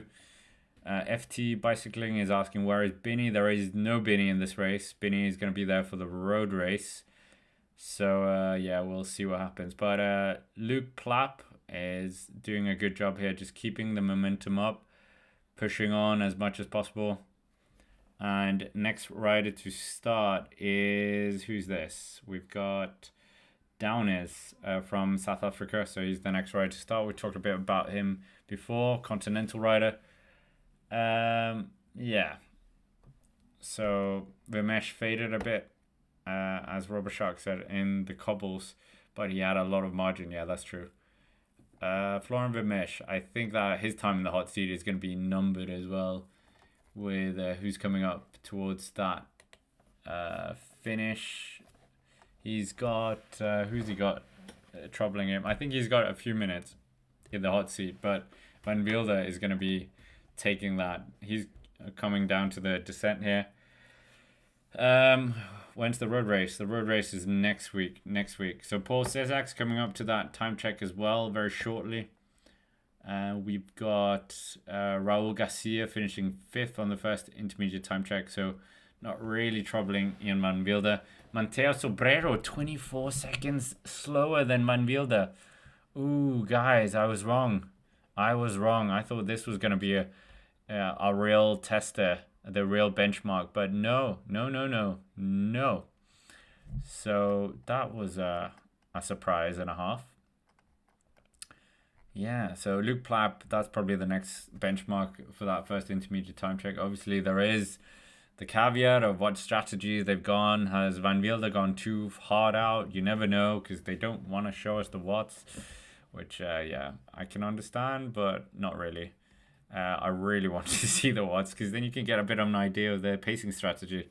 We were talking about that a bit earlier. Than someone I know who's close to someone close to Jay Vine. Yeah, really long drawn link there, but saying that Jay Vine going for around 420 watts.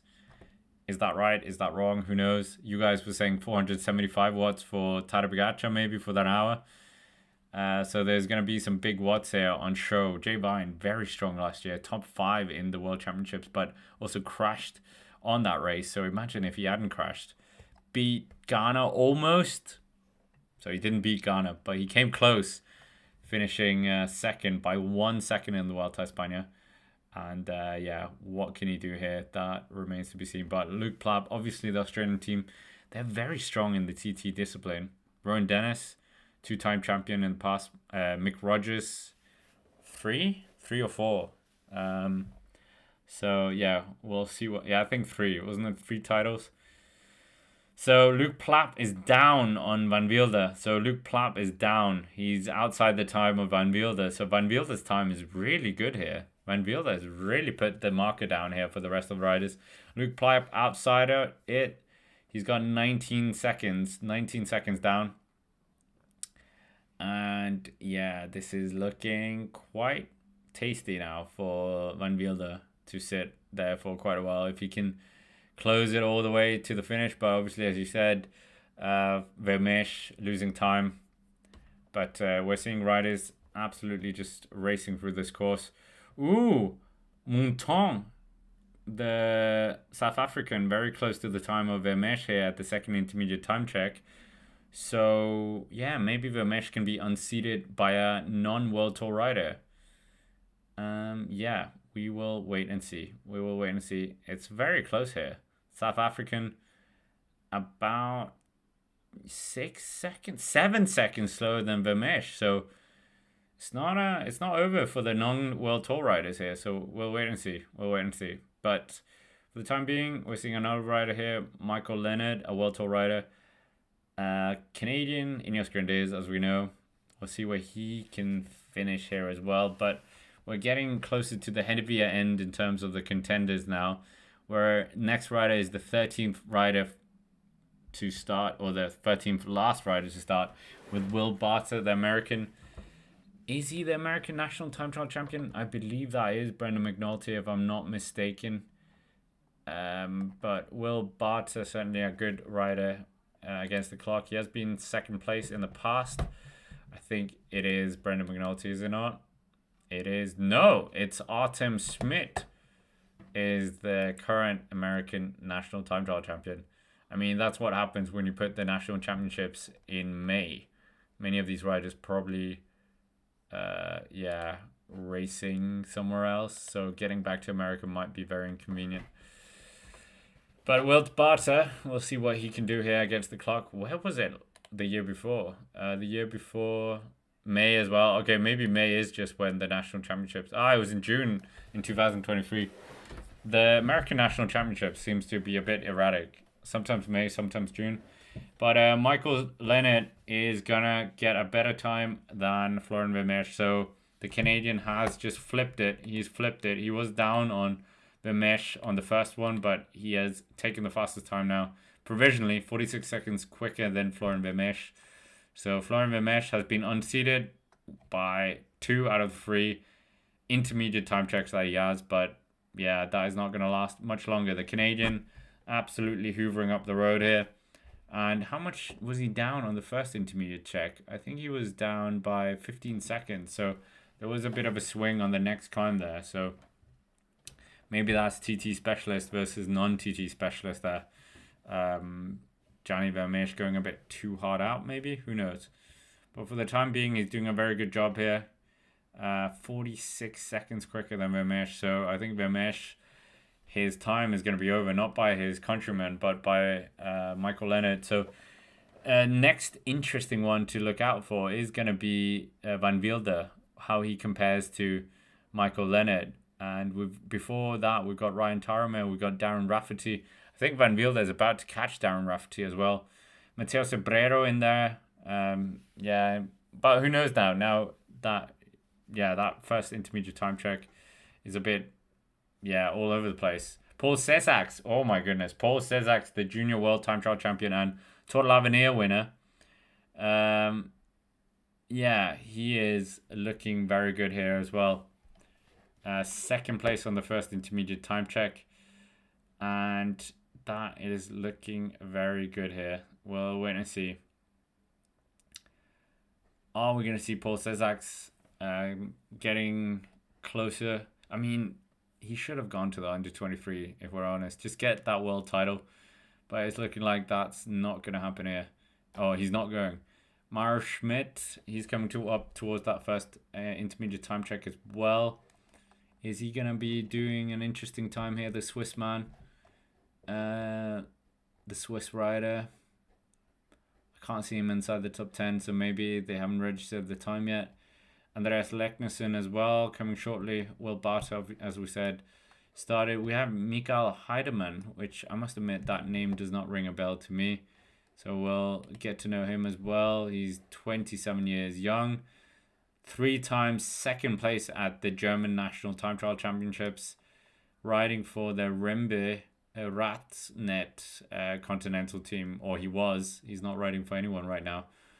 And was part of the German national team, I believe, in the Lidl Deutschland Tour about a month ago. So, yeah. So second place at the national championships in Germany qualified him for this. So Anyways, Ryan Tarame is outside the time of Michael Leonard by quite a bit, so that's not going to be troubling him at all. I mean, Paul Cizak, the junior world time trial champion, is going to be trying to get in the midst of these bigger names in the time trial. His top 10 in the Dauphiné time trial earlier this year was quite impressive, and winning time trials in the Tour de l'Avenir, obviously against his peers in terms of the under 23 category, but then being up here, really going for it against the big boys. But our Rensman is coming up very shortly as well. He's the next rider to start, the 11th last rider. Then we got Isaac Del Toro after him. And of course, Isaac Del Toro can't be national champion because that doesn't exist. So a bit of a shame. But great to have 230 people in the chat. Let us know where you're watching from as well. Smash the like button if you haven't already. And subscribe to the channel, as we'll do the road race as well next week. That should be very interesting. And we've got a recap after the race of this one afterwards with Patrick Blake. But for the time being, we're waiting for the second place finisher of the Giro d'Italia of Isaac Del Toro. We're waiting for the Irish national time trial champion, the under 23 world time trial champion from last year, Ivan Romeo. Did he do the national time trial in Spain? Yeah, he did. He finished fourth. What happened there? He's, of course, the national champion on the road. But Artem Nish, the Russian rider riding in blank colors, he's coming towards the finish here. Outside the time of Florian Vermeersch, but a good account for himself. The former Gazprom rider, and not able to ride in his own country's colors, unfortunately. But we all know the wider reason for that. I don't have to explain that. Yeah, we're just seeing the time checks coming in as well. Paul Cizak, that's going to be interesting. Mara Schmidt outside the top 10 on that first intermediate time check. Yeah, so Nish is our second rider here. So the Russian rider is second provisionally, but I think all those times are going to be blown apart by the time we get to Michael Leonard. Michael Leonard is hoovering up riders here on the road. Van Wilder is the next rider to come to that intermediate time check 2. So this will really show how competitive that time of Michael Leonard is. So maybe we will see that happen. But yeah, Michael Leonard looking very solid right now. Could be a good one, this, if we're honest. Byron Mouton, the South African rider, second place right now on the third intermediate time check. So the South African 35 seconds down on Florian Vermeersch. So he was only, 7 seconds down on the second intermediate time check. So he's really just lost it a bit there. Great to have Eric Brown in the chat as well. Great to have so many of our channel members here as well. So many familiar names. And yeah, of course, we've got plenty of things coming up on the channel. So all the more reason to hang around. But we're getting a result from Germany as well. And Miguel Heidemann was actually also at the World Championships last year. He finished 20th. Leonard Kemner was the best result in 2023, 18th. The best result they've had was 2016 when Tony Martin won. So Tony Martin, of course, their best rider. But Van Wilder here coming up towards the second intermediate time check. And he's well inside the time of Michael Leonard here. So 42 seconds. Wow. Van Wilder is destroying this course right now.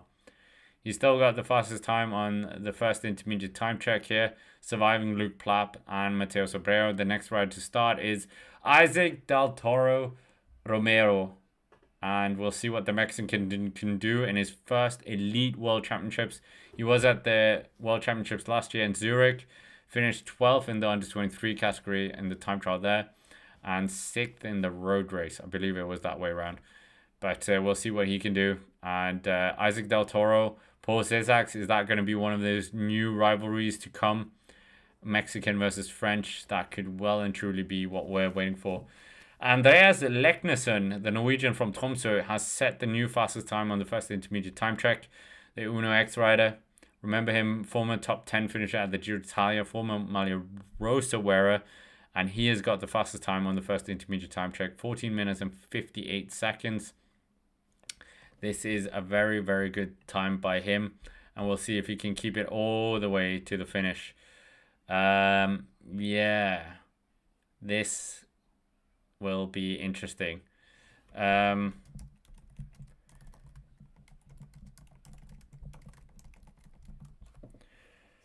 But for the time being, Luke Plapp looking very good as well. We're waiting for that second intermediate time check. Yeah,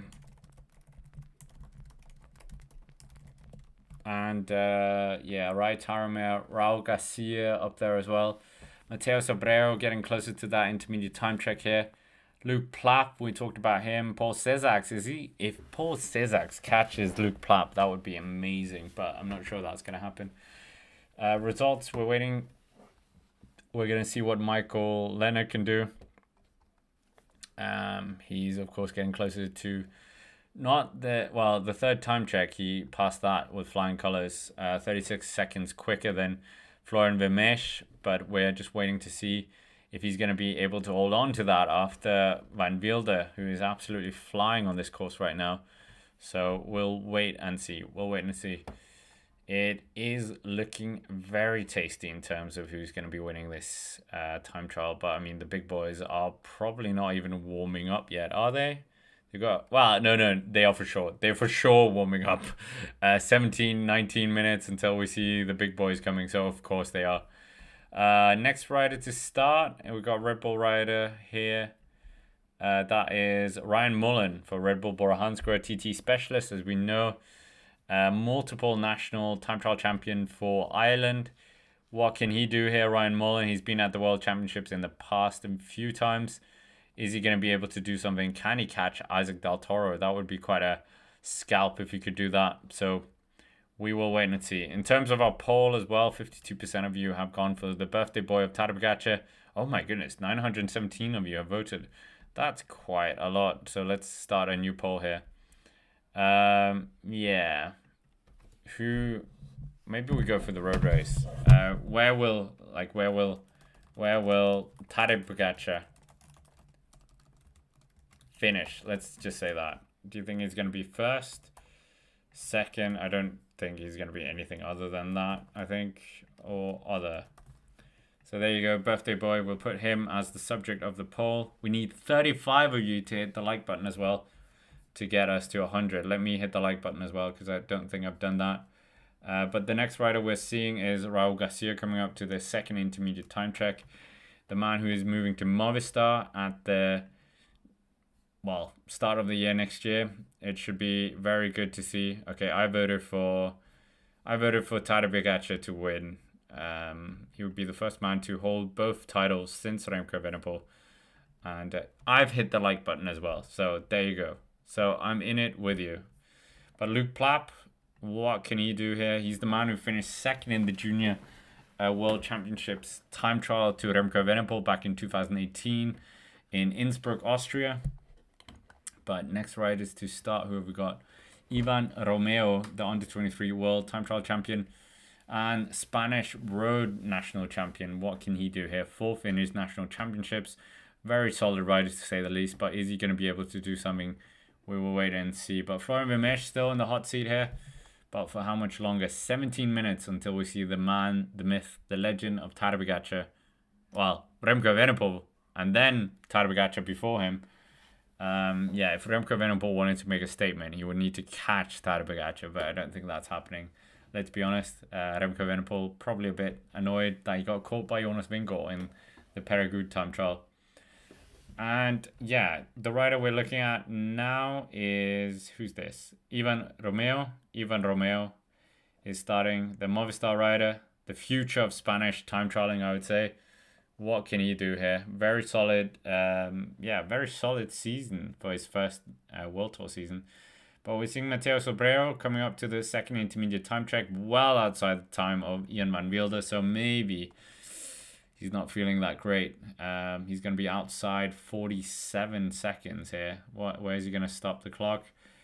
Third fastest right now, almost 50 seconds down. He's not changing that. Sobrero is not a feature in this race.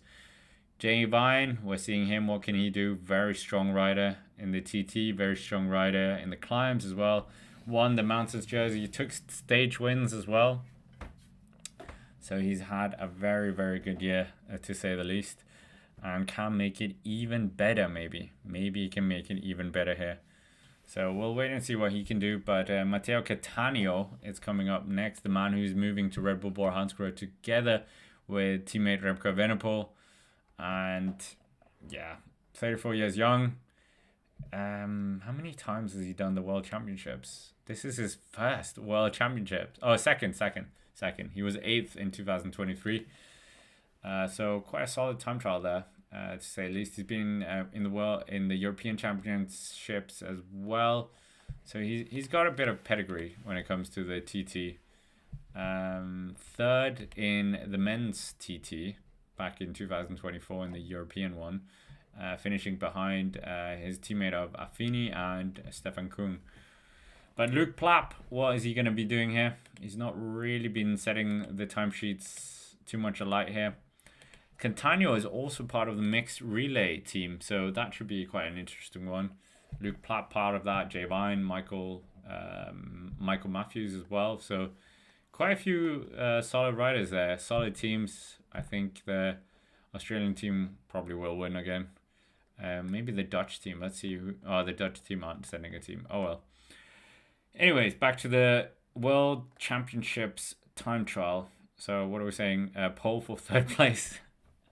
Yeah, maybe we should do a poll for third place. Actually, that's a good one. Vera, that's our next poll. So when we get to 100 votes, we're going to go who's going to be finishing third. I think Jay Vine could be our third place finisher, maybe. Luke Plapp here, he's coming up to the second intermediate time check. He's going to be stopping the clock in about, yeah, they didn't even show us the stop clock. 33 seconds slower than Ian Van Wilder. So Van Wilder is on a flyer here. He's absolutely on a flyer. Next rider to start is Walter Vargas of Colombia. Colombia, the 6-time Pan American champion and also 3-time national time trial champion of Colombia. Obviously, the national time trial champion right now is Egan Bernal, who did the double of winning the time trial championships and the road race early in the year.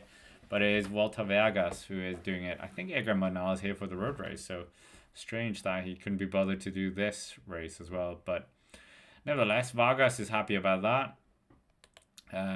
Recently finished second in a time trial as well, 8 seconds down to Rodrigo Contreras, the former Quickstep guy, former Astana guy as well. Or Quickstep? No, Quickstep. He was on Quickstep. 31 years young.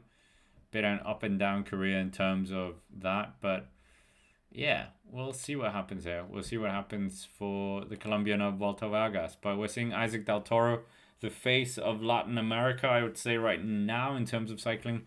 The golden generation of Colombia kind of disappearing a bit, unfortunately. And Isaac Del Toro filling the void. But Jay Vine is our next rider now. Jay Vine, 2 minutes and 45 seconds until we see him start. Yeah, maybe we'll do a poll for Jay Vine. Where do you think Jay Vine is going to be finishing? Can he win this? Maybe not. Yeah, who will finish third place? Will it be Jay Vine? Will it be Bruno Amarai? It could be Cezax as well, let's be honest. Will it be Stefan Kung? But we're seeing Paul Cezax on the road here. What can he do? He's coming up to the second intermediate check. He's outside the time of Van Wilder, so yeah, maybe should have gone for the under-23 title. Yeah, I'm not quite sure the reasoning. Is he just trying to replicate what Remco Evenepoel did? Quite a hard feat, to say the least, but skipping line is going 3 category, as we said. Very tough course as well. Maybe that's why he thought he could do a good one here. But yeah, Paul Cezax coming up to the second intermediate time check. It's going to be well outside the time of Ian Van Wilder. And this is going to be the 4th fastest time on the second intermediate time check. So Paul Cezax losing a bit of time. Andreas Leknesson is the next interesting one because he has the fastest intermediate time check. We're seeing Remco Evenepoel is warming up here. And this is going to be a very exciting one for the Olympic, national, and world time trial champion right now. he is going to want and do a real big statement here if he can. Who knows how he's feeling, but we'll wait and see. We'll wait and see. Yeah, Stefan Kung, can he do something in here on this challenging course? That is another question as well.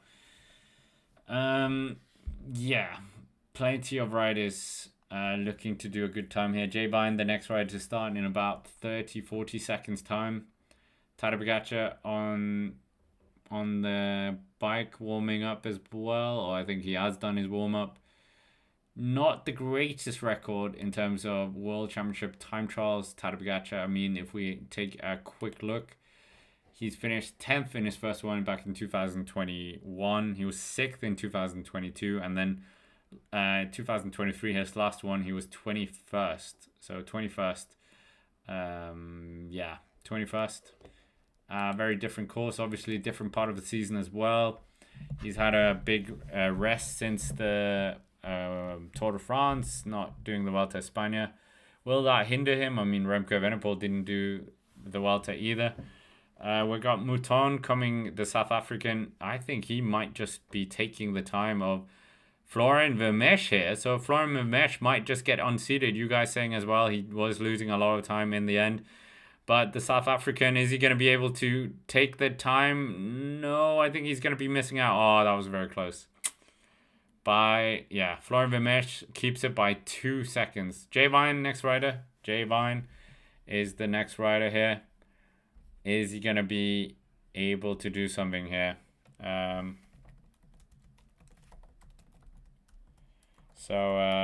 Pogacar, what's he going to do? That remains to be seen. Kigali, a lot of buzz around him, of course. We're seeing Michael Leonard here coming towards the finish. He's going to have probably a minute of an advantage over Florian Vermeersch. He's going to come up to the finish of the convention center. And it looks like this is going to be a good ride from the national Canadian time trial champion. Very nice kit as well. I quite like it. So, where is he going to stop the clock? Every single second is important here. Florian Vermeersch, his time in the hot seat is well and truly over. The 21-year-old Canadian Ineos Grenadiers project or superstar in the making is doing his best here. Is it going to be more than a minute here? He's coming up towards the finish line. The finish line is quite a long way because obviously it's a climb towards the finish. But I think he's going to have more than a minute. Yeah, more than a minute on Florian Vermeersch. So 1 minute, 10 seconds quicker. So good ride there by him. What is his next threat going to be? What is the next threat going to be for him? I think the threat is going to come very quickly if we're honest. The next threat is going to be Van Wilder. Van Wilder would be the next threat, I would say. But a good ride for him. Isaac Del Toro, what is he doing? He's got 30 kilometers still to go here. Where is he? Anywhere close to that first intermediate time check? He's approaching it anyway. Or he has just passed it, I think. But let's see. A Rensman as well. 4 fastest on the first intermediate time check. Paul Cesar, as we said, we're going to see where he stops the clock on the third intermediate time check. Luke Plapp is close to that third intermediate time check, but obviously he was a bit off the pace in the second intermediate time check, 33 seconds. But Isaac Del Toro here. Ooh, Isaac Del Toro, is this going to be a fast? He's inside the time right now. He's still got a bit of way to go, but he looks like he's... Ooh, Del Toro just set the fastest time, I think, on the first intermediate time. Isaac Del Toro sets the fastest time on that first intermediate time check. Wow. That is good. Wow. So Del Toro is doing a banging job right now. Is he going to be able to continue this? Who knows? But Del Toro riding very well here compared to what he did at the under 23 one last year. Another one of the under 23 riders electing to skip that. Luke Plapp, second fastest in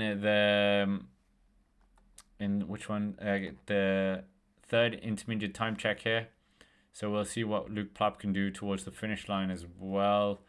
I mean, riders coming up. Van Velde is going to be the next really exciting one. We haven't really got too much cameras looking at him. So we'll see. Van Velde is going to be an interesting one here because he's absolutely been lighting up all the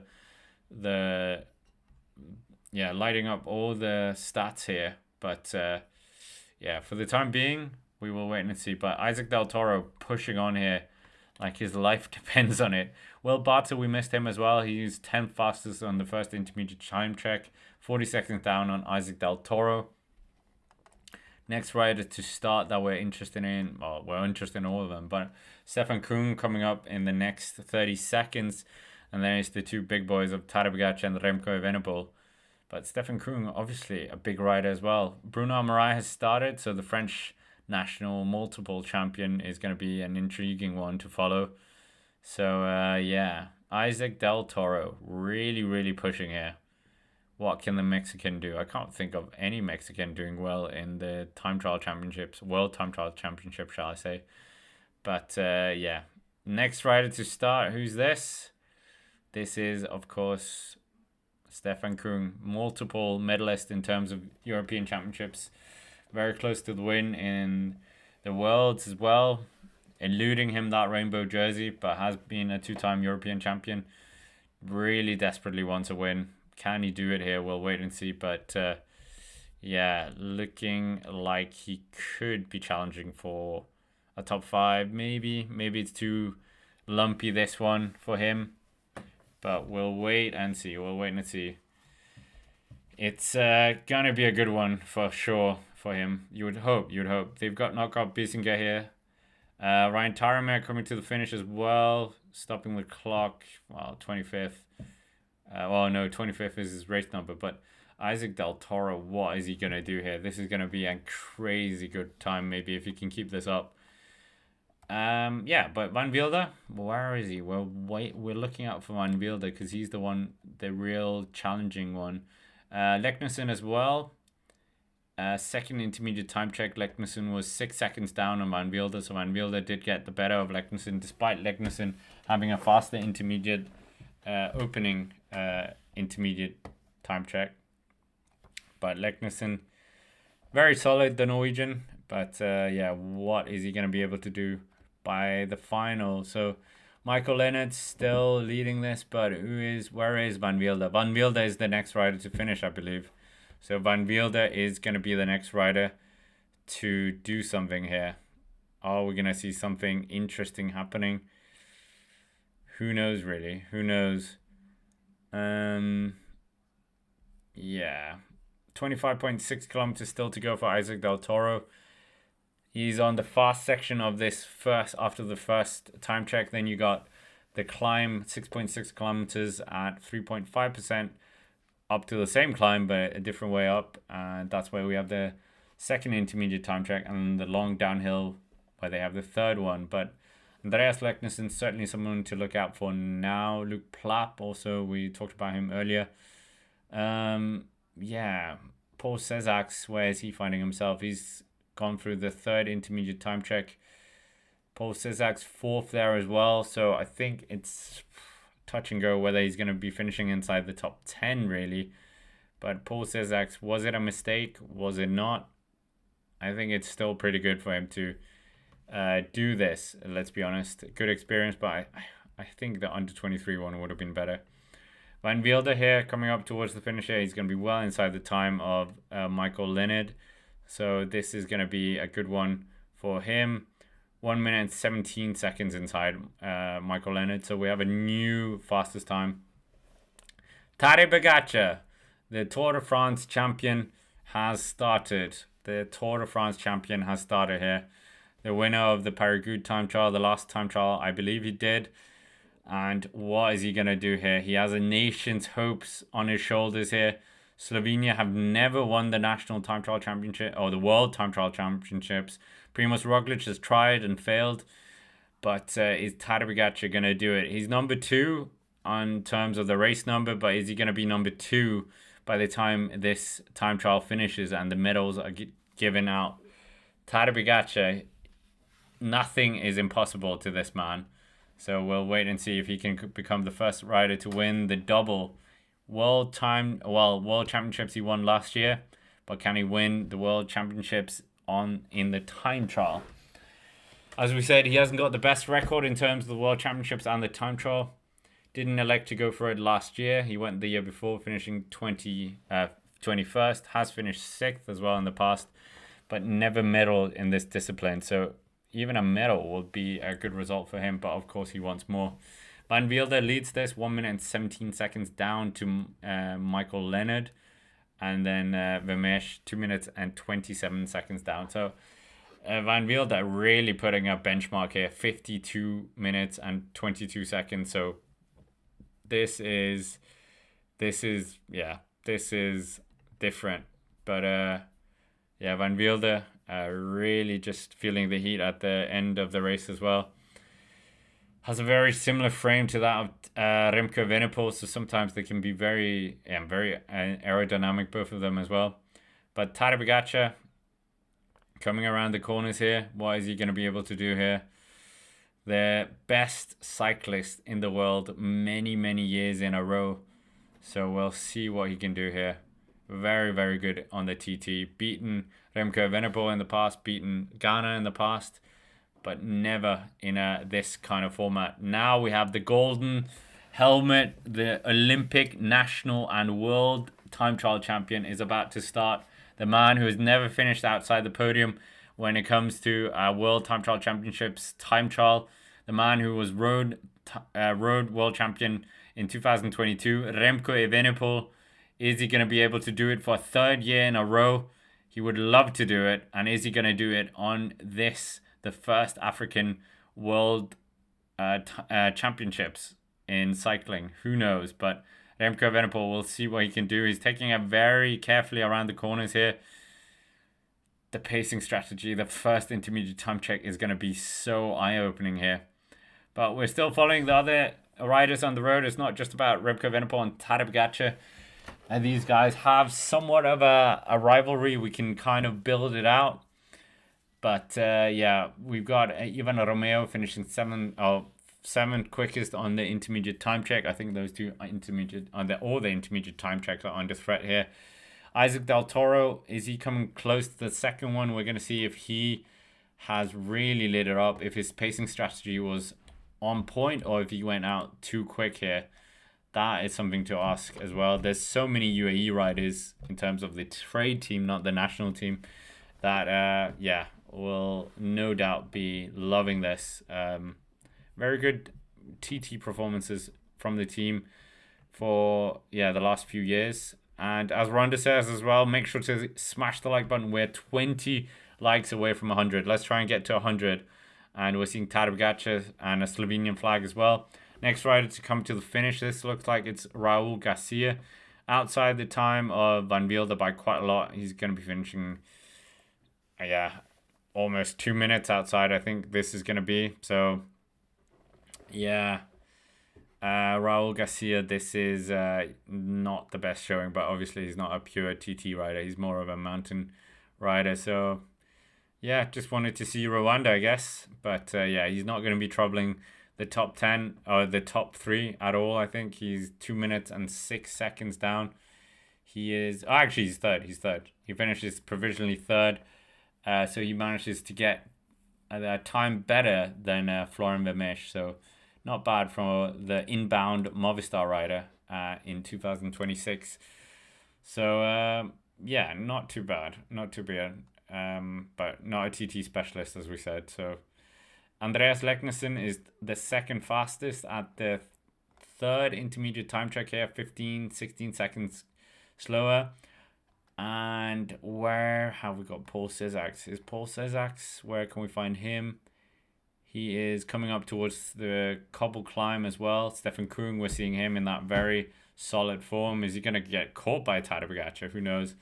Walter Vargas, 7th fastest through the first intermediate time check, the Colombian vice champion, I guess. And who else are we looking out for? Matteo Cattaneo, 6th fastest on the first intermediate time check.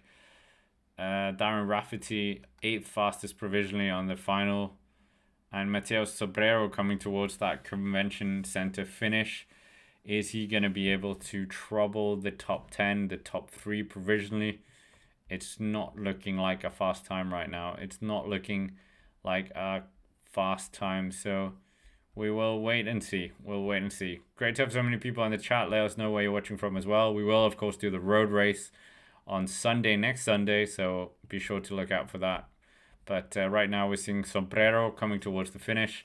One of 2 Italians on the course. We've got Mattia Cattaneo as well. So 2 M's are representing them. No Filippo Ganna, as we said.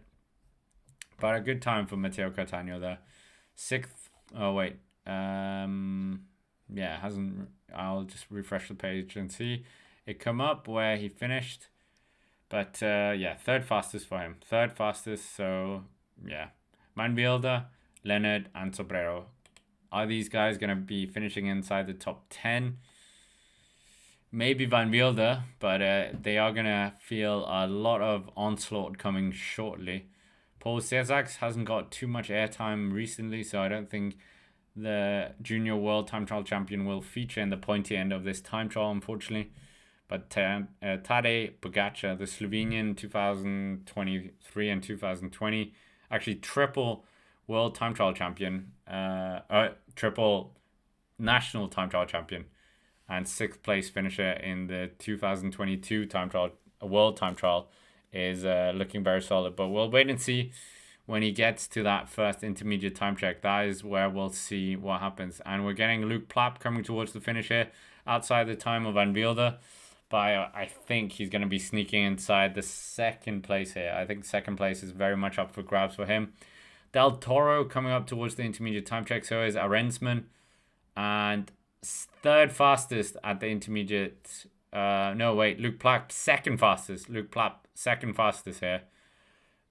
27 seconds down on Van Wilder. So Luke Plapp, a good time trial, I guess, from him.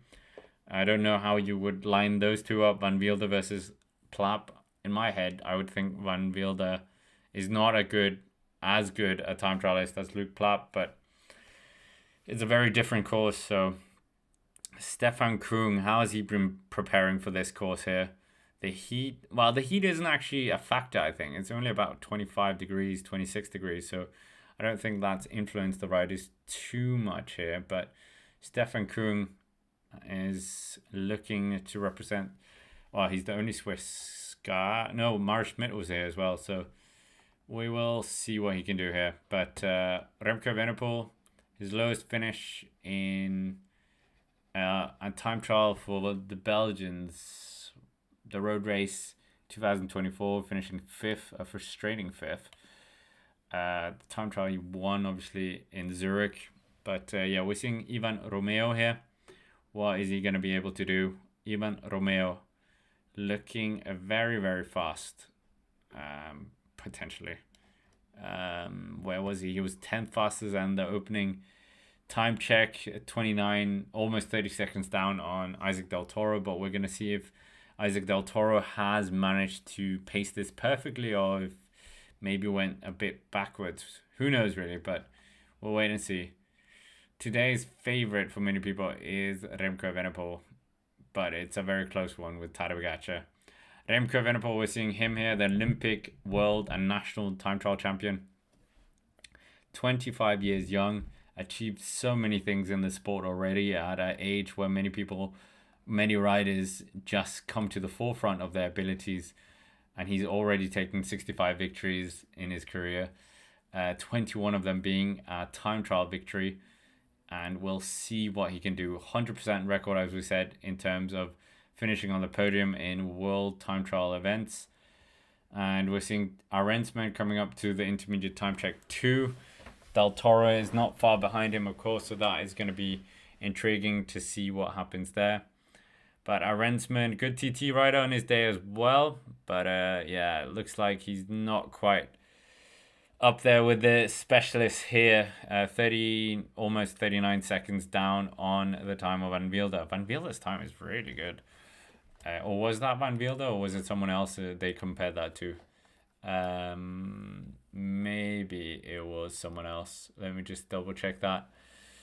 But yeah, it was Van Wiel this time. It was Van Wiel this time. But Andreas Leknesson, he's the next rider of note to look out for. I think he's catching his Miniman of his Miniman of Mara Schmidt. Where got Paul Zizaks here was a mistake to do this. I don't know if you could do the under 23 time trial as well, but quite a few efforts there. But Zizaks coming up towards the finish here. Will he be able to do something here?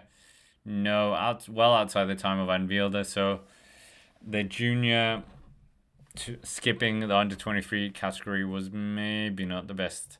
He couldn't replicate what Remco Evenepoel did in 2019. Yeah, I think this was a mistake, if I'm honest. Great experience, though. Obviously, it's his own choice, but maybe he could have medaled in the under 23 race, time trial. So, yeah. Oh, well. Fifth fastest, but it's not going to be fifth by the end of this race, for sure.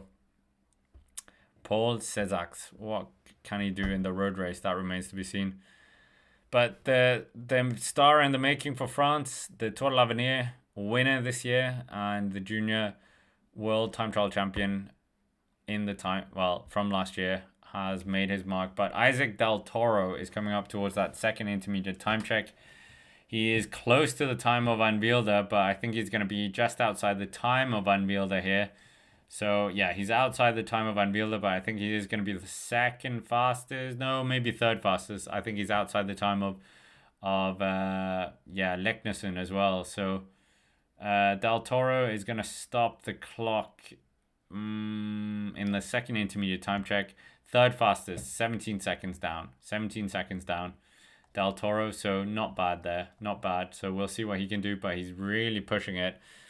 Was that start too much? I don't know. Because he lost about, 27 seconds to Van Wielde in that section. That's quite a lot. Stefan Kuhn comes through, 28 seconds down on Isaac Del Toro's time. So Stefan Kuhn not really going that fast here. Stefan Kuhn not going as heavy as we thought maybe. So maybe it's good. Maybe it's strategic masterclass here by a TT specialist. We will wait and see, but I don't know. I think he is maybe out of this. I think maybe he might be out of this. So we'll wait and see. We'll wait and see. But Isaac Del Toro, he's here. He's looking very sharp towards the pointy end. Stefan Kuhn, a bit more on the conservative side here. Tadej Pogacar, what can he do here? Tadej Pogacar is looking solid, but we are waiting for that intermediate time check to give us a glimpse. Is this going to be a complete rip-up of the race like we saw at the Tour de France? Remco Evenepoel coming up towards that time check as well. Is Tadej Pogacar going to flip the script once more, take the fastest time? Yeah, we will wait and see. There's plenty of riders on the course here. Next rider to finish of note is Andreas Leknesson. Andreas Leknesson, can he challenge the top time here of Van Wielde? Van Wielde still sitting pretty. Not really being challenged too much by many riders. Still has the intermediate time checks where it counts, but Tadej Pogacar rocking and rolling here. He's on the hoods. Is he going to be able to do something? Is he going to do another time trial masterclass that we saw in the Tour de France? Yeah, we'll wait and see. But Tadej Pogacar is the man of the moment here. Is he going to do his best ever result in the World Time Trial Championships? Sixth is his best one to date in 2022. Oh, he's outside the time. He's going to be outside, I think, just from Del Toro. Yeah, he's outside the time. Outside, but second. Almost within a second here. So that is very, very close. That is a very close call right now. That is some closeness going on there. Breathing down Isaac Del Toro's time there. So if Tadej Pogacar can keep it up and not break like Del Toro did, losing the momentum in this until the next one, that really will be a good time here. So Tadej Pogacar already up by quite a lot here on Van Wielde. So the big boys are coming, but can Remco Evenepoel do something here? That's the big question now. Remco Evenepoel, this could be a big moment for him as well. Yeah, we're gonna see. This is this is gonna be interesting. I'm very intrigued with this Remco. Obviously, the first time check doesn't tell the full story. We know that as well, but it is a good indicator. It's a very good indicator. And is this gonna be it? Remco Evenepoel, we're all holding our breath here. Remco Evenepoel's time in that first intermediate time check, the time we're looking at is 14. Oh my goodness. Remco kills it. 14 minutes and 5 seconds. 45 seconds quicker than Tadej Pogacar. Oh my goodness. The king is here. The king is here. Oh my goodness. Wow. Wow. This is ridiculous. The man, the myth, the legend. This is some extraordinary riding by Remco. Anyone who doubted him, myself kind of included, absolutely destruction here. That is ridiculous. Wow. Silenced everyone. Moment of silence, guys. Something special needs to be pulled out of the bag here by Tadej Pogacar if he's going to be able to do it here. Wowza. That is ridiculous. Yeah, great to have 300 people in the chat. Let us know where you're watching from as well. We're getting Andreas Leknesson coming towards the finish line here. Is he going to be able to get the fastest time here outside the time of Van Velde? So that's just answered. Who will win? Will it be Remco Evenepoel or Pogacar? That is our two options now. Sorry, Del Toro, I'm not going to put you on. Sorry, Van Velde. It's a 2-horse race now. 2-horse race. Wowza. That was something else. That was something else. I am very impressed. But yes, it's not over. That's true. But yeah, to put 45 seconds into...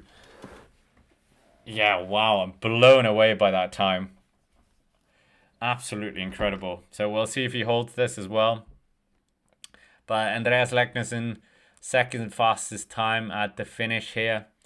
The Norwegian, we'll see if he can hold for a top 10. But the Remco Evenepoel, the 2-time world time trial champion, maybe 3, who knows? Yeah, wowza. Yeah, that is wow. Jay Vine as well. We haven't really talked about him. Where did he finish in the first time check? 4th fastest. So, I mean, very close to that of Tadej Pogacar. So, 3 UAE guys within, 2 seconds of each other. That is pretty impressive as well. So, everyone on the same equipment, everyone similar strategies. I don't know. But, yeah, this shift here. Yeah, this is impressive. There's 51 seconds between Tadej Pogacar and Remco Evenepoel now. Remco Evenepoel, the world, Olympic and national champion here, will want to do something here. Obviously, Tadej Pogacar's best result in this is, of course, only 6th place. So if he gets on the podium, that's his first ever time trial medal as well. So let's not forget about that. That has to be said. The fact that Tadej Pogacar is even spoken in the same breath as Remco Evenepoel in this kind of discipline just shows the versatility of the man. And he has won against Remco in the past in time trials. So yeah, let's just get that record between the two of them as well. So they faced off 10 times in time trials. Maybe I should get this on the screen as well so you guys can see it. Or is this the last 10 times, or they faced off 10? I think this is the 11th time where they've been against each other. So let's just get that on screen as well. Welcome to everyone who's subscribed to the channel. Plenty of videos coming up this week with the World Championships themed, obviously. So look out for that. And yeah, let's just see this. Look at that. That is an interesting record comparison. Last 10 ones between the two of them. And yeah. The Pogacar's beaten him twice, both of them coming inside the context of the Tour de France. So it is quite a one-sided one, to say the least. But Bruno Amarai, we forgot about him. He's coming towards the finish as well. Is he going to be the best of the French interest here? Yeah, I'm not quite sure here. If Remco catches Tadej Pogacar, that would be quite a good poster for him. The second Rwandan rider coming towards the finish line here. 6 minutes outside the fastest time of Van Wilder, so good effort by him as well. Yeah, let's see if this is going to be an exciting one by the second time check as well. That is going to give us a good picture. That second time check is still being led by teammate of Remco Evenepoel, Van Wilder. Van Wilder, is he moving teams? No, he's staying with Soudal Quickstep. So maybe he wants to try and get into the void of Remco Evenepoel. Who knows? That he's leaving after leaving Red Bull. And Jay Vine, he's certainly not a man to be slept on here. So we'll see if he can pick up the pace here. A medal is up for grabs, obviously. But is he going to be the man taking a medal here? Would have probably taken a medal last year in the World Championships, but for that crash. So Jay Vine here looking very, very solid now. Very solid. What is he going to be able to do here? We haven't had an Australian world champion since that of Rowan Dennis a few years ago here. So it's been quite a wait for the Oceanic nation. But yeah, Remco Evenepoel not making it look easy here for any other riders to take this. We're 6 likes away from 100, so make sure to smash the like button, as Randa says as well in the chat. And of course, we are going to do the road race, and we've got the recap race analysis this evening on the Cycling Dane Extra channel on the Cycling Dane podcast. Yeah, but the Remco Evenepoel coming around. He's got 22.9 kilometers. If he's going to be able to win yet another championships, yeah, maybe he will. Zurich was a good one, winning there. 2023, where was that? I'm blanking. Where did we have the 2023 one? 2023 was... Why am I blanking on this? Oh, that's embarrassing. Glasgow. He won it in Sterling, of course. But yeah, we'll see what he can do here. Absolutely incredible athlete, him and Tadej Pogacar. Yeah, the battle is not over yet. The battle is not over. Robert Shark, why didn't you do Vuelta? I was doing other projects and so tired after the tour, if I'm honest. And I mean, the Vuelta kind of, yeah, it was kind of flat at the end. Many of the riders reportedly also very tired of it by the end of the second week. So, yeah, not the best atmosphere, was it, this year, unfortunately. But Jay Vine coming up towards the second intermediate time check. He's going to be inside the time of Van Wilder. So Jay Vine is going to set the new fastest benchmark on the second intermediate time check. Where is it going to stop? We will wait and see. But I think Jay Vine has got the better of Van Wilder. This is going to stop at 26 seconds faster than Van Wilder. So we'll wait and see what happens here. We'll wait and see. Thank you, Robert Shark. We will do the World Championships, don't worry, the road race, and we've got Il Lombardia coming up as well, so plenty of things, and maybe we'll even do the cyclocross season if there's an appetite for it. But for the time being, we're seeing Jay Vine, 32 minutes, and doing a very good job here to just pace himself. And are we going to see an Australian medalist? When's the last time we had a medalist from Australia? Can we think of it? I'm thinking Rowan Dennis, but maybe there was one before. Yeah, I'll if anyone knows, medalist in terms of the time trial event in the senior rank, I can't quite think of one. You're thinking like Luc Plapp, but I mean, I don't think Luc Plapp has medaled in the senior world championships. But Bruno Amarai, we're seeing him, the French hope, I guess. Yeah, well done to everyone. We're over 100 likes, as Vera said. And yeah. Bruno Amarai has 17.4 kilometers to go. French commentators are obviously very excited about him. The next riders we're seeing, Stefan Kuhn coming up towards the intermediate time check 2. And Bruno Amarai in there as well. But Jay Vine looking very, very good here. He could be well and truly up for a medal. So this is going to be an exciting one. Oof, are we going to see a medalist from Australia? We'll wait and see. But Tadej Pogacar, will he know the news? I don't know. Will he know the news here? I am not sure. Maybe. We'll wait and see if Tadej knows. I don't know if it is a good strategy to tell the riders. Will they be nervous? Will they outpace it? Or should you just stick to your pacing strategy? The Colnago bike looks quite weird. It's got like the seat stays are like, yeah, positioned differently. Maybe it's more aerodynamic. We've seen some very inventive styles, and I think like because there are so many different time trial styles, helmets, etc., it shows that there's not really one set optimum design yet, because then they would have all converged onto that. So we'll wait and see.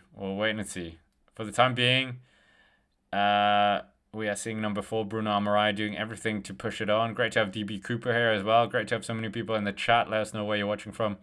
Bruno Amarai on nearing the second intermediate time check. He's outside the time of Jay Vine, but I think he is going to set a quite strong marker here. He was 5th fastest on the first intermediate time check. So Bruno Amarai, I think he is going to get a top 5, top 10 for sure. But yeah, very solid performance here by Bruno Amarai, the multiple national time trial champion. Also switching teams, if I'm not mistaken, to Visma Lease bike. Didn't we mention that in in the transfer talks? I think we did. So Bruno Amarai, one of the new signings. Yeah, very solid rider. Decathlon AG2R is certainly going to be sad to see him lose. Oh, Ronda's saying we should have a one for the bronze. So who do you think is going to finish in the 3rd place? This is going to be an interesting one with Jay Vine. Yeah, who's the options here? I mean, Tadej Pogacar, who will finish 3rd? So now there could be... Let's just put all the UAE guys in the poll, and then you guys can decide. I almost put Vinge, but it's not Vinge. It's Vine or Pogacar or other. It could be other as well. But Del Toro coming towards the 3rd intermediate time check here. 3rd fastest, it seems. So 3rd fastest for Del Toro. A solid ride by Del Toro, let's be honest. Not finishing inside the top 10 last year in the under-23 race, but here, under-23 time trial, but here managing to get himself potentially inside the top 10 is a very, very good result by him. And it's looking very, very good here for Isaac Del Toro. He's such a phenomenal rider. Absolutely incredible ride this year in many of the races, and after the World Championships he's going to resume his duties in the one-day races in Italy and just sweep up more victories for sure. But for the time being, it's looking quite interesting here for the Mexican hopes. No national championships for them, of course, because of UCI. I am not even sure why. If anyone knows, please let us know. There's some political reason or something going on, so he can't even be the Mexican national time trial champion, which is a shame. But 1.8 kilometers still to go. But they have a national team. I don't understand the politics there. So Bruno Marai, 4th fastest in the 2nd intermediate time check, I believe. Was it the 2nd or 3rd? 2nd. But we're getting Miguel Heidemann coming to the finishing line here, the German rider. He's represented Germany last year, and he has here as well. 7th fastest provisionally. I don't think that is going to be happening at the end of this. I think he's just a placeholder right now. So we'll wait and see. Okay, can we remove the head-to-head? Yeah, sorry about that. I'll remove the head-to-head. There you go. And yeah, it's going to be a good one. This final finish. Stefan Kung. I didn't put Kung in the top 3. Oh, guys, I'm sorry. Kung could have maybe been a factor, but he's over a minute down on Jay Vine, so he's coming to the 2nd intermediate time check. So I don't think this is happening for him. I don't think this is happening. So, yeah, this is looking different. Kung outside the time of top 10, so not quite where you would have wanted. Arensman coming towards the finish here. Arensman What is he going to do here? Is he going to pull something off? Looks like he might get inside the top 5, I guess. Top 5. Is this going to be the top 5 for him? Yeah. Might just refresh our page as well. I think it's a bit outdated. But yeah, it's looking fairly good for our Rensman here. Stops the clock 1 minute and 3 seconds down. That's 4th fastest provisionally. So I don't think we're going to see him winning the race, unfortunately. Well, he's not. He's not even going to... I think a top 10 is probably out of the question as well. So we'll wait and see. We'll wait and see. But for the time being, Jay Vine is looking very, very strong here. 27 seconds quicker than Van Wilder, who's currently holding the fastest time. 8.4 kilometers left for the Australian. Super nice guy in person.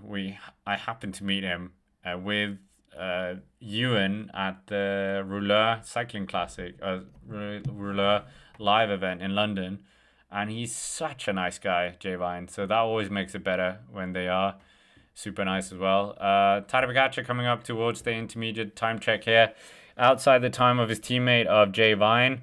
So struggling here. Tadej Pogacar absolutely struggling a bit. Yeah, many seconds outside here. So 21 seconds, 22, 23. Yeah, stopping at 26 seconds almost down on Jay Vine, but second fastest time here for him. Isaac Del Toro coming to the finish here. He's not going to be unseating Van Wilder here, so the Mexican not able to take the fastest time from Van Wilder, but a good ride nonetheless. He's going to be the second fastest, I believe. Second fastest by 4.8 seconds. So good ride there by Isaac Del Toro. Where was that ride last year in the under-23 time trial? But Remco Evenepoel, oh my goodness. Oh my goodness, Remco. Oh my God, he's 1 minute, over a minute into the time of Jay Vine. Oh my goodness, this is obliteration, guys.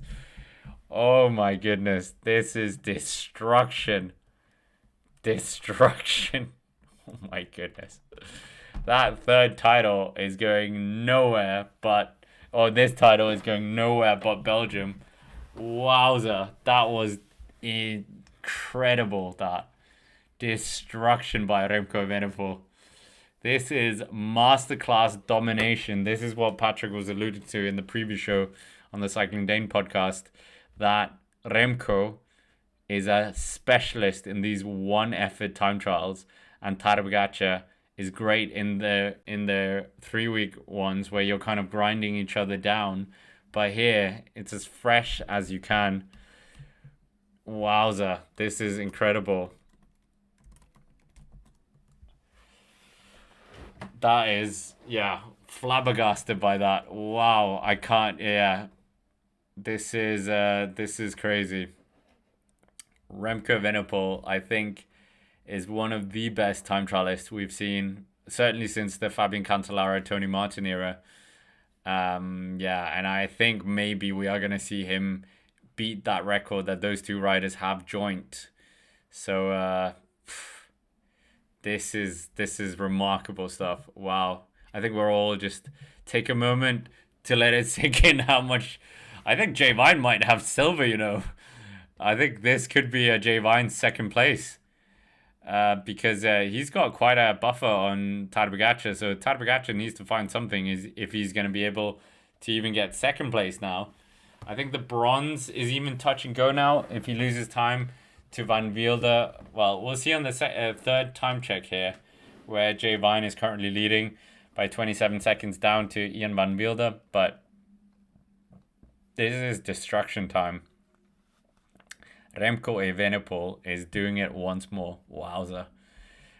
We have also got our recap on the Cycling Dane podcast or on the Cycling Dane extra channel, so be sure to check that out as well. We've got the preview shows for the road race coming up next week as well, so be sure to check that out. Of course, this is interesting. Remco Evenepoel is the only man now. Well, he hasn't won yet. Anything can happen, puncture, etc. But if he does win, he's the only rider who can do the double, of course, which nobody's ever done. So we'll see if he will do it here. But Remco Evenepoel, wowza. Yeah, this is immaculate stuff here. Absolutely sensational. But in terms of other riders that we're looking at for, um, yeah, Del Toro, as we said, second fastest at the provisional finish. You got Leknesson in third place there, and Van Wilde still holding that hot seat. So a good ride by him, a good benchmark, to say the least. So we'll wait and see. There's no more riders after this. This is it. Stefan Kung. So everyone's passed the second intermediate time check as well. So that's done. Now we're all eyes towards that third time check, and then it's all about the finale. Even a Romero coming up towards the final time check or the final time as well. Not really setting the timesheets alight. The under 23 world time trial champion from last year. I mean, Tade could get caught here by Remco Evenepoel at these speeds. So, yeah, maybe he's going to get his revenge for being caught by Jonas Vingegaard at the Pere time trial. So, we'll see. We'll see. But Remco Evenepoel, absolute bullet train, as we know. But there was a few people that had a bit of uncertainty. I mean, Patrick picked Tadej Pogacar, I think, because Tadej Pogacar has that wow factor sometimes, but he did say that Remco is the best at like showing up and doing it. Yeah, we'll see. This is crazy. I mean, historical or like famous catchings at World Championships. Remember the Roglic getting caught by Rowan Dennis at the finish? That was quite a famous one. And Jonas Vingegaard, Remco, but that was at the Tour de France. But this is some performance by Remco Evenepoel. You have to say, absolutely dominant. Almost 30 miles an hour here, average pace at the second intermediate time check. And yeah, Jay Vine, we will see if he can hold on to maybe getting a second or getting a medal at least. He was world champion last year with the mixed relay. He's going to be part of that team yet again. But yeah, Ivan Romeo coming up towards the finishing line here, the under 23 world time trial champion from last year. Spanish road race national champion, did win a stage as well in the Dauphiné this year in his first World Tour season. The Movistar rider, real hope for the future for the Spanish team. And we'll see if he can improve in the time trial as well in the next years. Not had the best season in terms of time trialing, but yeah, this is looking solid ride by him. Solid ride. But yeah, would have probably wanted better if we're honest. But yeah, he stops the clock, 1 minute and 16 seconds down, sixth fastest time. That's not going to guarantee him 10th place. I think there's plenty of riders who are on faster times than him. So I think he is going to slip outside the top 10, unfortunately, Ivan Romeo. So yeah, next rider to come in towards the finish is Matia Catano. Walter Vargas of Colombia, he's coming up as well. Bruno Amarai, he's on the penultimate climb, the 1.9 kilometer at 6.6%. Tadej Pogacar really needs to beware of the bullet train, the Belgian bullet train, the Aero bullet, absolutely destruction here. Yeah, the third intermediate time check, Remco Evenepoel coming towards that. Tadej Pogacar was fourth in this time check, nearly 2 minutes down. Yeah, he's 2 minutes down on Remco. Oh my goodness. I think, didn't they start like 2 minutes and 30 seconds? Remco is gonna destroy this. Remco is absolutely gonna destroy this. I think Tadej Pogacar is close to being caught now. I think they're telling him that he can't catch Tadej Pogacar. This is what bedroom posters are made of for pros. If you can catch Tadej Pogacar in a World Championships, yeah, Jonas Vingegaard has the Remco catch on his bedroom wall probably.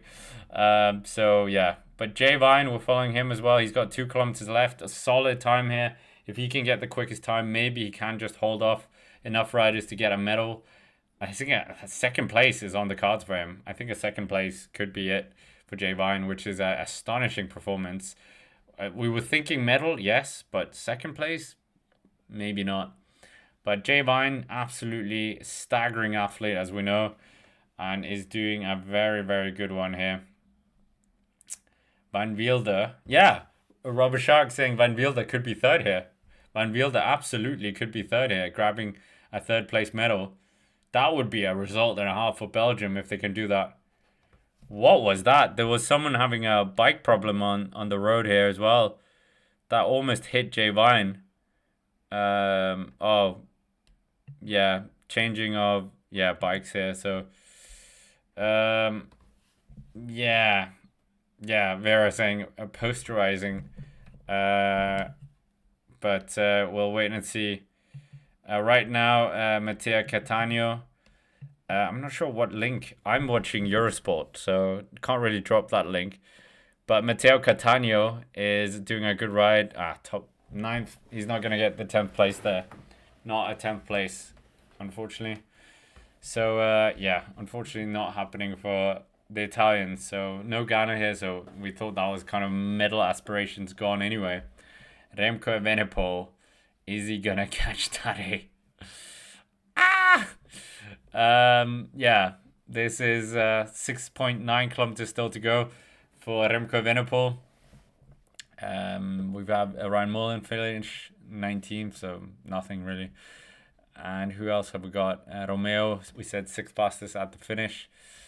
Del Toro, where's he? He's coming up towards the finish as well. Tadej Pogacar, he's going to feel the bullet train from Belgium breathing down his neck here. The world time trial champion, Olympic time trial champion, Belgian time trial champion, you name it, and he's the champion, not European, but he might take that this year. But Tadej Pogacar, he's absolutely getting a lesson here of the world time trial championships. Maybe people were a tad over ambitions on his behalf, but Jay Vine has got a lot of time in hand here on Van Wilder, but he has got a bit of a kick up to the line, as we know. The time is 52:22. If he's going to take the fastest time provisionally, we'll wait and see. This is a very, very pivotal point of the race, of the time trial. Jay Vine, is he going to be taking a third place? Or, is he going to take a podium when it comes to the finish? But is he going to take the hot seat here? He's inside the last 300 meters, well inside the 150 meter mark almost. So he is going to take the new fastest time, 51 minutes, almost flat 51 minutes, averaging 47.8 kilometers. Very good ride by Jay Vine. Stop the clock, many Australians would say right now. Stop the clock. But obviously we have quite a few riders still to go, a handful of riders. But Jay Vine there unseats Van Wilder for the first time in a long time. A great ride there by Jay Vine. Absolutely incredible riding by him. Remco Evenepoel, he can see Tadej Pogacar. He can see him. The wounded Slovenian. Oh my goodness. Who would see this coming? Wowza, wowza, wowza. This is ridiculous. I didn't have this on my bingo card list. This is staggering. I did not have this on the bingo card.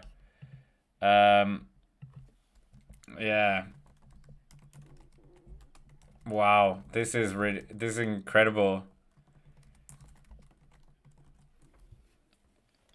But Remco, Tadej, their rivalry has written another small chapter here that has swung in the favor of the Belgian. This is absolute destruction here. This is not what we thought we were going to see. This is crazy. I didn't think we were going to see this today. I don't think many people were going to see this. Wow. Remco Evenepoel, the triple world time trial champion, maybe elect, is about to catch the Tour de France champion, the 4 times Tour de France champion. Just has a bit of a bottle. He can see him. He knows it's maybe happening. Remco, are you going to write another incredible chapter in your career here? He has a 100% record on finishing on the podium. Tadej Pogacar, wounded. Not how he would have wanted his world time trial to go. Stefan Kung, we haven't talked about him either. 10th on the third time check, so I don't think the Swiss rider is going to be finishing inside the interesting point of this World Time Trial Championships. But right now we are seeing Remco Evenepoel doing a very solid ride here. 4 kilometers to go. 4 kilometers. Wow. Can he make the catch? That is the next question. Are we going to see the catch here? Yeah. As Vera said, yeah, no one had this on their bingo card. People even flirting with the thought that Tadej could maybe win this. But yeah, absolutely the wrong way that we were looking. Bruno Marais inside the last kilometer of his effort here. And Remco Evenepoel doing a very, very solid ride. Very solid ride. Coming around the corners here. Is he going to make the catch? That is the big question. Yeah.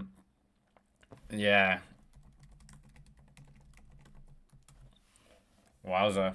Kigali delivering a miracle. Not a miracle, but a shocking moment. Let's call it that. Yeah, Bruno Marais, he's venturing towards that tricky uphill parkour that we're looking towards, but he really needs to get as close as possible. I don't think he's going to medal Bruno Marais. Yeah, the multiple French champion in French national champion. He was top 5 in the fifth or in the penultimate time check. So is he gonna set the times alight? He's well outside the time of Jay Vine. So Jay Vine is completely fine about this. Jay Vine is doing an absolutely impressive ride here, or did an impressive ride. Jay Vine leading this. Well, Remco is gonna destroy this, but Jay Vine, after that bad luck last year, this could be very, very good for him. Bruno Marais, where's he gonna stop the clock? How close is he gonna come to the podium provisionally? He's almost outside, 2 minutes outside. I think Jay Vine, we have to start calling him a TT specialist there. 6th fastest for Bruno Marais. So nowhere near the podium. Oh, here it comes. Remco Evenepoel sees Tadej Pogacar. The catch is about to be made. Wowza. Wowza, wowza, wowza. He has it. He has him where he wants him. And it's done. It's over. Remco Evenepoel has caught Tadej Pogacar in a time trial. Did not think this was on our bingo card. This is crazy scenes. Wowza. Remco Evenepoel does the unthinkable. Drops. Yeah, so it seems like Belgians are the kryptonite to Tadej Pogacar this year. Wout van Aert dropping him on the final stage of the Tour de France, and here, yeah, Remco Evenepoel. This will be a huge moral victory for Remco. Wow, this is incredible. I'll try to get the screenshot as well for us on the screen, but this is absolutely iconic scenes. What we're seeing. Remco Evenepoel catching Tadej Pogacar with, what was it, 2.5 minutes? That is a lot. So yeah, wowza. I can't think. Yeah, okay, the Vingol Remco, that was definitely also on par with this. But yeah, Tadej Pogacar, we thought he was the favorite, but Remco Evenepoel putting a huge statement here. Huge statement to the world. I am the best time trialist, and none of you can take that away from me. And yeah, wow, incredible. In Kigali, who thought that would happen? Me for certain, no. I was thinking of him. Yeah, I think Tadej might not even be close to getting the podium here. I think it might be Jay Vine on the podium, maybe. Jay Vine with Remco with Van Wilde. Is that our podium? But Remco Evenepoel absolutely getting rid of Tadej Pogacar here. Not even close right now. Just dropped him. Wow. Absolutely incredible this. But yeah. Are we going to see... Yeah, we are going to see Remco destroy this now. I think this is just absolutely destruction masterclass. But of course, Jay Vine is the one with the hot seat. Is Jay Vine going to be the best UAE Team Emirates rider? That is another question now as well. Is Tadej completely spent? Is he not going to be able to do it here? But yeah, Remco Evenepoel on the cobbles, getting rid of Tadej Pogacar, the Tour of Flanders winner. Obviously, he didn't win it on a time trial bike, but still, it's interesting. This, yeah, they're coming towards the finish line. Those two as well. But Stefan Kung is our next rider to finish. He has not been having a great one, to be honest. Yeah, this is not how Stefan Kung would have wanted this World Championships. He's going to finish in 8th place. So 8th place for him. We've got Del Toro in 3rd place. 3rd place, good result for him. But yeah, I mean, Van Wilder might take a medal here.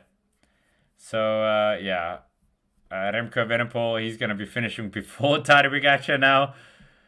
He's coming inside. What is this? We can't see any stats here, but they're coming inside.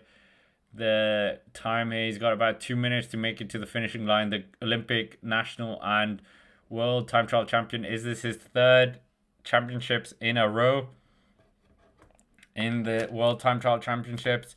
He's gonna make his way all the way up to the finish here. This looks like it's gonna be his in the... We knew this, let's be honest. But yeah, he's gonna be putting time into everybody. This is the world champion, the Olympic champion. And he is going to be the 3-time Olympic champion. I think he is going to be inside maybe the 50-minute mark as well. Is he just going to creep into under 50 minutes? Jay Vine, yes, 3. There you go with Tadej Pogacar in the back. What a poster. What a poster. And Tadej Pogacar racing to the finish as well. He is going to be 4th. Tadej 4th. So it's a medal for Van Wilder. Van Wilder takes the medal. Van Wilder takes the medal by 1 second. 1 second. Wow. Did not see that coming, guys. Did not see that coming. But still, best result for Tadej. Best result for Tadej at a World Championships. Let's not forget about that in terms of the time trial. So it's not like it's his worst performance at all. Not like it's the worst performance at all here. So, yeah, absolutely incredible here. Yeah, wowza. Absolutely incredible. Incredible performance there by Remco Evenepoel. And, yeah, Tadej getting his best result so far at a World Championships, moving up from his 6th place. We'll get you the top 10 as well. And I'll hurry up and go over to the recap race analysis afterwards. Available on the Cycling Dane podcast. I hope you're all subscribed to that on Spotify. But yeah, wowza. That was some finish. And what a poster for, yeah, as Vera said, posterizing that moment with him doing 1, 2, 3 and Pogacar struggling in the background. That is not something you see every day. So yeah, let's get ourselves the top 10 as well. And there's plenty of things to discuss about this race. But the top 10 of the World Championships 2025 Time Trial Elite. We have Remco Evenepoel winning his 3rd Time Trial Championships on the world scene. Beating Jay Vine, getting his 1st medal, which is incredible to say the least as well. And then we had Ian Van Wilder getting a bronze medal. That is a big result for him as well. 2 minutes and 36 seconds down. And you can see 1.6 seconds splitting him with Pogacar. Pogacar, 4th place, good result by him. 5th place for Isaac Del Toro, a really good result for him. Andreas Leknes in 6th place. You can't be too unhappy about that. Luke Plapp getting inside the top 10 with his 7th place. Bruno Amarai, best French rider with an 8th place. Arensman sneaks inside the top 10. Stefan Kung, another top 10 for him as well in terms of the World Time Trial Championship. So still a very good record by him. But, I mean, the story is going to be about Jay Vine, 2nd place. The story is going to be about catching Tadej Pogacar. That was an incredible catch there by Remco Evenepoel. Absolutely super dominant. You can see he did almost 49 kilometers an hour. Average. That is a phenomenal speed over that course as well. And you can see it's 2.4 kilometers quicker an hour than Tadej Pogacar. So pretty crazy stats there. But yeah, we'll wait and see if they are able to. Um, yeah, obviously we've got the road race coming up, those two, and it should be quite intriguing to see what happens between the pair of them there as well. But Remco Evenepoel absolutely dusting it off. The champion, the man, the myth, the legend, three-time world time trial champion now, together with Mick Rogers, and he only needs one more to equal the record with Tony Martin and Fabian Cancellara. So, yeah, wowza, absolutely wowza. Well, yeah, I we're all speechless with what happened here. I think that was an ridiculous performance by Remco. Absolute destruction. He led every single intermediate time check, the fastest time there, and yeah, wow, wow, wow, wow. It was phenomenal that, but I mean there were plenty of interesting performances in there as well. Del Toro top five, certainly very strong. I mean, three UAE riders inside the top five. That is an impressive result as a trade team. I can't think the last time that happened. I'm sure it's Ineos Grenadiers who did that, if we're honest.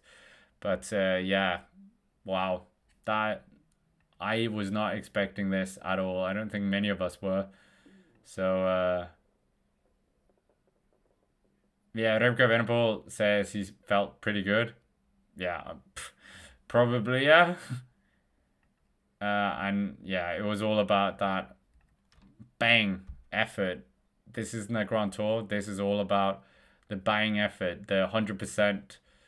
And yeah, I think Remco Evenepoel can absolutely add 2, 3 titles to this. He's been really dominant over a vast array of courses. So yeah, I think yeah, we'll bring on the road race after this. Bring on the road race. Anyways, with that, that's basically it for this stream. We make sure to hit the like button, subscribe to the channel as well on your way out. And of course, we are going to do the preview of the road race coming up, and we'll have the road race next week here as well. So should be very interesting. Lots of content to come out on the various different channels, Cycling Dane, Cycling Dane Extra, Cycling Dane Action. So a lot of things to watch as well if you haven't already, and the Cycling Dane podcast on Spotify. But with that, thank you very much for watching, every single one of you, and I will see you again next week for our next stream, the World Championship Road Race. But for now,